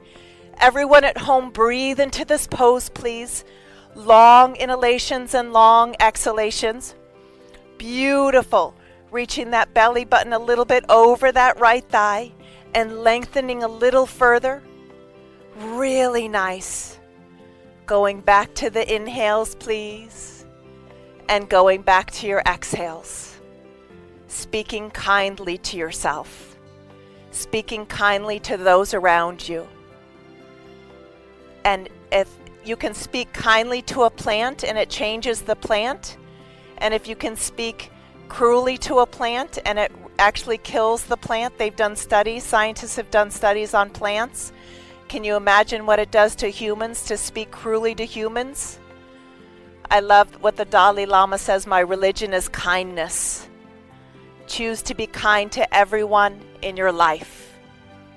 And slowly and carefully, straighten that leg, release that belt, and straighten both legs, please. Really nice. Straighten both legs. And then butterfly pose. So we're going to take the bottoms of the feet together and do butterfly pose. Hands behind your buttocks. And then go ahead and lift and lower. Lift and lower. Lift and lower. Beautiful. And then walk your hands forward. Nice. And breathe. Walk forward and breathe. Really nice, Marie. Nice, Ike. This is really nice if you sit in chairs a lot. This is nice if you're in a car driving for long periods of time. Really nice. This is called Baddha Konasana or butterfly pose. And this is so important for people that are in chairs a lot. Nice, Ike. Nice, Marie.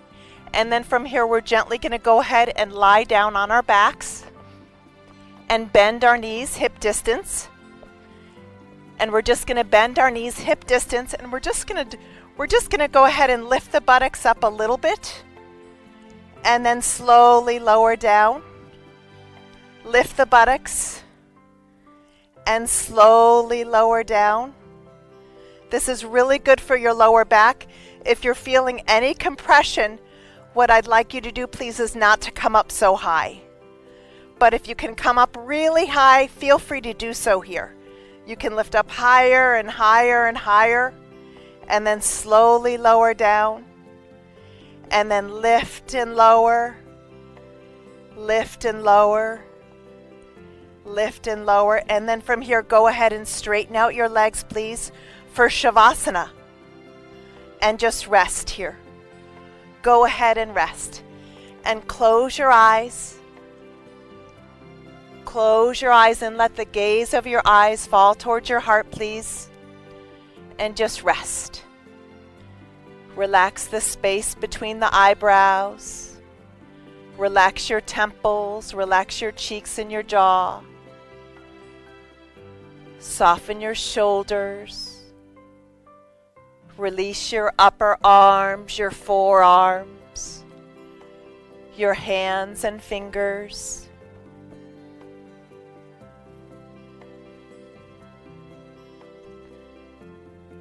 Relax and open up the heart. Feel the rise and fall of your belly, the expansion and contraction of your ribs. Relax your buttocks, your pelvis, your thighs, your shins, your calves, your feet and toes. And just drop down and surrender into the earth and let go. You did such a wonderful job today. We did 10 essential yoga poses that will transform your life. Less is more. Trying to get on your yoga mat at least 3 times a week, just for a half an hour. That's all you need. Go back to your breath. noticing whether you're breathing more through the right nostril or the left nostril. And let go. And I encourage you at home to just go ahead and try those 10 words. Try those 10 words. I love you. I'm sorry. Please forgive me. Thank you. I love you and I'm sorry for whatever's happened to you. Please forgive me. And thank you for being you. And choose to see everyone in their wellness. Choose to see everyone in their wellness rather than their illness. Knowing what we focus on grows. What we focus on expands. And I also encourage you to get back to basics, doing these 10 essential poses and say these 10 beautiful words. These 10 words that will change your life. I've watched people around me that had immense armor around them, and those 10 words melted that armor away from them, and it opened up their hearts. And I can't tell you how much that beautiful Hawaiian prayer has changed my life, just like it changed Dr. Hewlin's life when he used those beautiful words to that beautiful hospital in Hawaii. I love you. And I'm so sorry. Please forgive me. And thank you. And just going back to your inhales and your exhales. Releasing your lower jaw from your upper jaw. Your jaw is actually the strongest joint in the body. Really relax the jaw, soften the shoulders, please. Relax your upper arms, your forearms, relax that beautiful back of yours, knowing and affirming that the universe has your back. Relaxing your legs, your feet, and your toes. Thank you so much for joining us today. Remember, fitness is not just physical, it's mind and body. I'm Susan Foxley. You can read my blogs and learn more about my workshops, books, and life coaching at susanfoxley.com or connect with me on Facebook, Instagram, and YouTube. See you next time. And one more thing, always, always, always go where the love is. Namaste.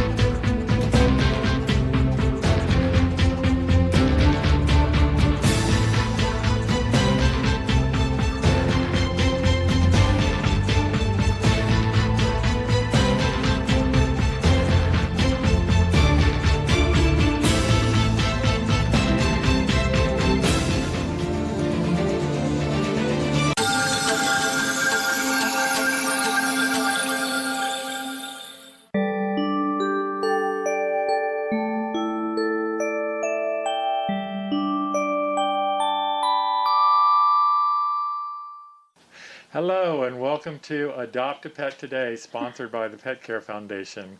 This is our first coronavirus version of the show. We've had to skip it a couple of times, but we're back at it. We're going to show you some beautiful animals, all of them from LA Animal Services, and hopefully you will see one that you want to make an appointment and come down and adopt, or at least visit to see if you want to adopt. They do have hundreds of animals available. It's a little different now, and we'll put up a number for you to call to make an appointment. We're also going to interview Annette Ramirez, who is the Director of Field Operations for LA Animal Services, and she's going to tell you all about what's going on with LA Animal Services and the animals and adopting and all the whole process, which is a bit different now. Now, we do have an event coming up in July. It's July 10th through the 12th. It's called Pitapalooza, And the reason it's called Pitapalooza is because it's just for pit bulls and pit bull mixes. And we're doing that because there are so many of them in the shelters. And a lot of them do make really great animals. You have to know that that a pit bull is strong usually and likes to be very active. So you don't want to get a pit bull if you like to lay on the couch and watch TV all the time. You want to get one if you like to walk and jog and toss a ball and play. But they can make very good companion animals. So we're doing Pitapalooza July 10th through 12th. Now we also have Raina Barker here, and she's going to tell us all about dog training. And let's go straight to her. Okay. Hi, Raina. Hi, Bill. This is different. I'm Yes. glad we're back to do some of this in stuff. my garage. In your garage with our masks, and we're being Yes. safe. If there's anything positive that's coming out of this COVID and pandemic situation, is that, quite honestly, there's been tremendous amount of support from the public, and I'm sure Annette will talk about this. A lot of adoptions, a lot of fostering going on. Right. It's been amazing, you know, how many homes we have found for the animals during this time.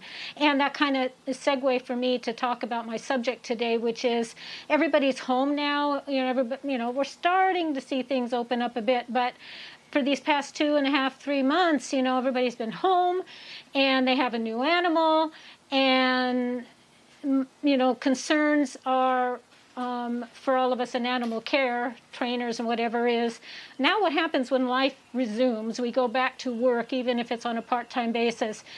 The animals, are going to go, where'd everybody go? Mm-hmm. You were home all the time with me and now you're gone. So separation anxiety is a real concern I've had over the months, and I've been really trying to educate my clients and people about how to, even though you're home, you need to start acclimating your dog to your departures. Okay, because life is going to happen, and even if you start walking or going out a little bit and shopping, whatever, your dog has to get used to you guys being gone. And the main thing you have to start with right off the bat, though, is separation while you're in the home. Is your dog just constantly clinging and following you everywhere? Can he see you walk out the door to the backyard and not fall apart? Is he crate trained? Can you have him be in his crate while you're home? Is it only that you put him in there at night time and he won't go in it during the day, because, well, it's not night time. I don't want to go in there. So again, it's acclimating the dog to his crate while you walk around the house, in and out, and get him used to being separated from you while you're home. Because then once you leave for long periods of time, it's a whole different set of circumstances for your dog. But start small and start building on it. And, keep him busy, give him things to do, introduce a Kong to him, busy toys. Figure out really where is your dog going to be when you start leaving him, or you do leave him. Is he going to be loose in the house? Is he good with that? He won't be destructive. Is he going to be crate trained? Is he going to have a gated area? Or is he going to be out in the backyard? And basically find things for your dog to do and get used to doing while you're home. He's in the backyard chewing on his Kong, and he can be fine doing that, and go in and out and let him see you come in and out. Same within the house. Go walk out to your mailbox, leave him in the house, come back in. You can also do visual triggers for the dog, that we pick up our keys and we put on our shoes and we pick up our purses and whatever, and just start doing a lot of that. Walk out the door and come back in. Just do things to get him acclimated to the visual cues and to the good chance that those are things that's going to be happening pretty soon, Yeah. And don't do it linear. Do it in random amounts of time. Start with walking out for 20 seconds, come back in, do 10, go to 5, go to 30, work up to different amounts of time randomly to get him acclimated to that. You don't want to go from A to Z. You got to randomize it a lot, and that's really what life's about anyway. Yeah. Up and down, in and out, and different things. And if there's only one person, and I've had this happen, one person's really the primary caregiver, and that person is home now, but suddenly that person's going to go back, but nobody else in the house has really been caring for the dog as much as that one individual. I've seen that happen. It just happens, you know. Other people in the family are busier, or, you know, mom wants to do it, or dad wants to do it more. Then that dog really needs to get used to some other caregiver in the home as well. Yeah. You know, you really just have to think long term, you know, so that, you know, you're not going to have issues down the road, and we don't want to see a bunch of returns coming, you know, because of that. No. A good friend of mine has written a book. This is one, there's many sources you can look for. This is called Don't Leave Me.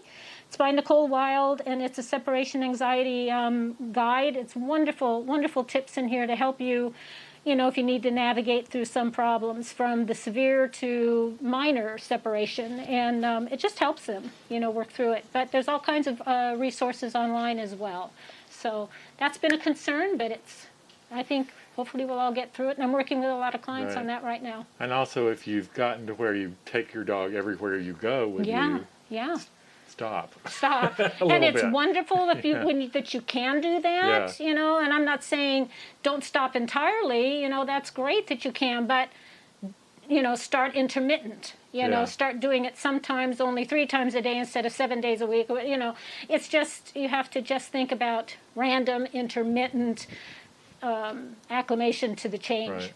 So I also wanted to get you to talk a little bit about pit bulls and pit mixes, since we're doing this event. Oh yeah, the Pitapalooza. Pitapalooza. Well, I talked a little bit about it, but you certainly know more than me. I love them. They are fabulous, fabulous family animals. They just love their families, you know, and they're active. And but I have also known mush balls. Pit bulls, some of the older pit bulls, you know, they're just mushes. You know, they are almost couch potatoes. Okay, it's an individual thing, it's a temperament thing. All of them are different, but they are usually big and strong.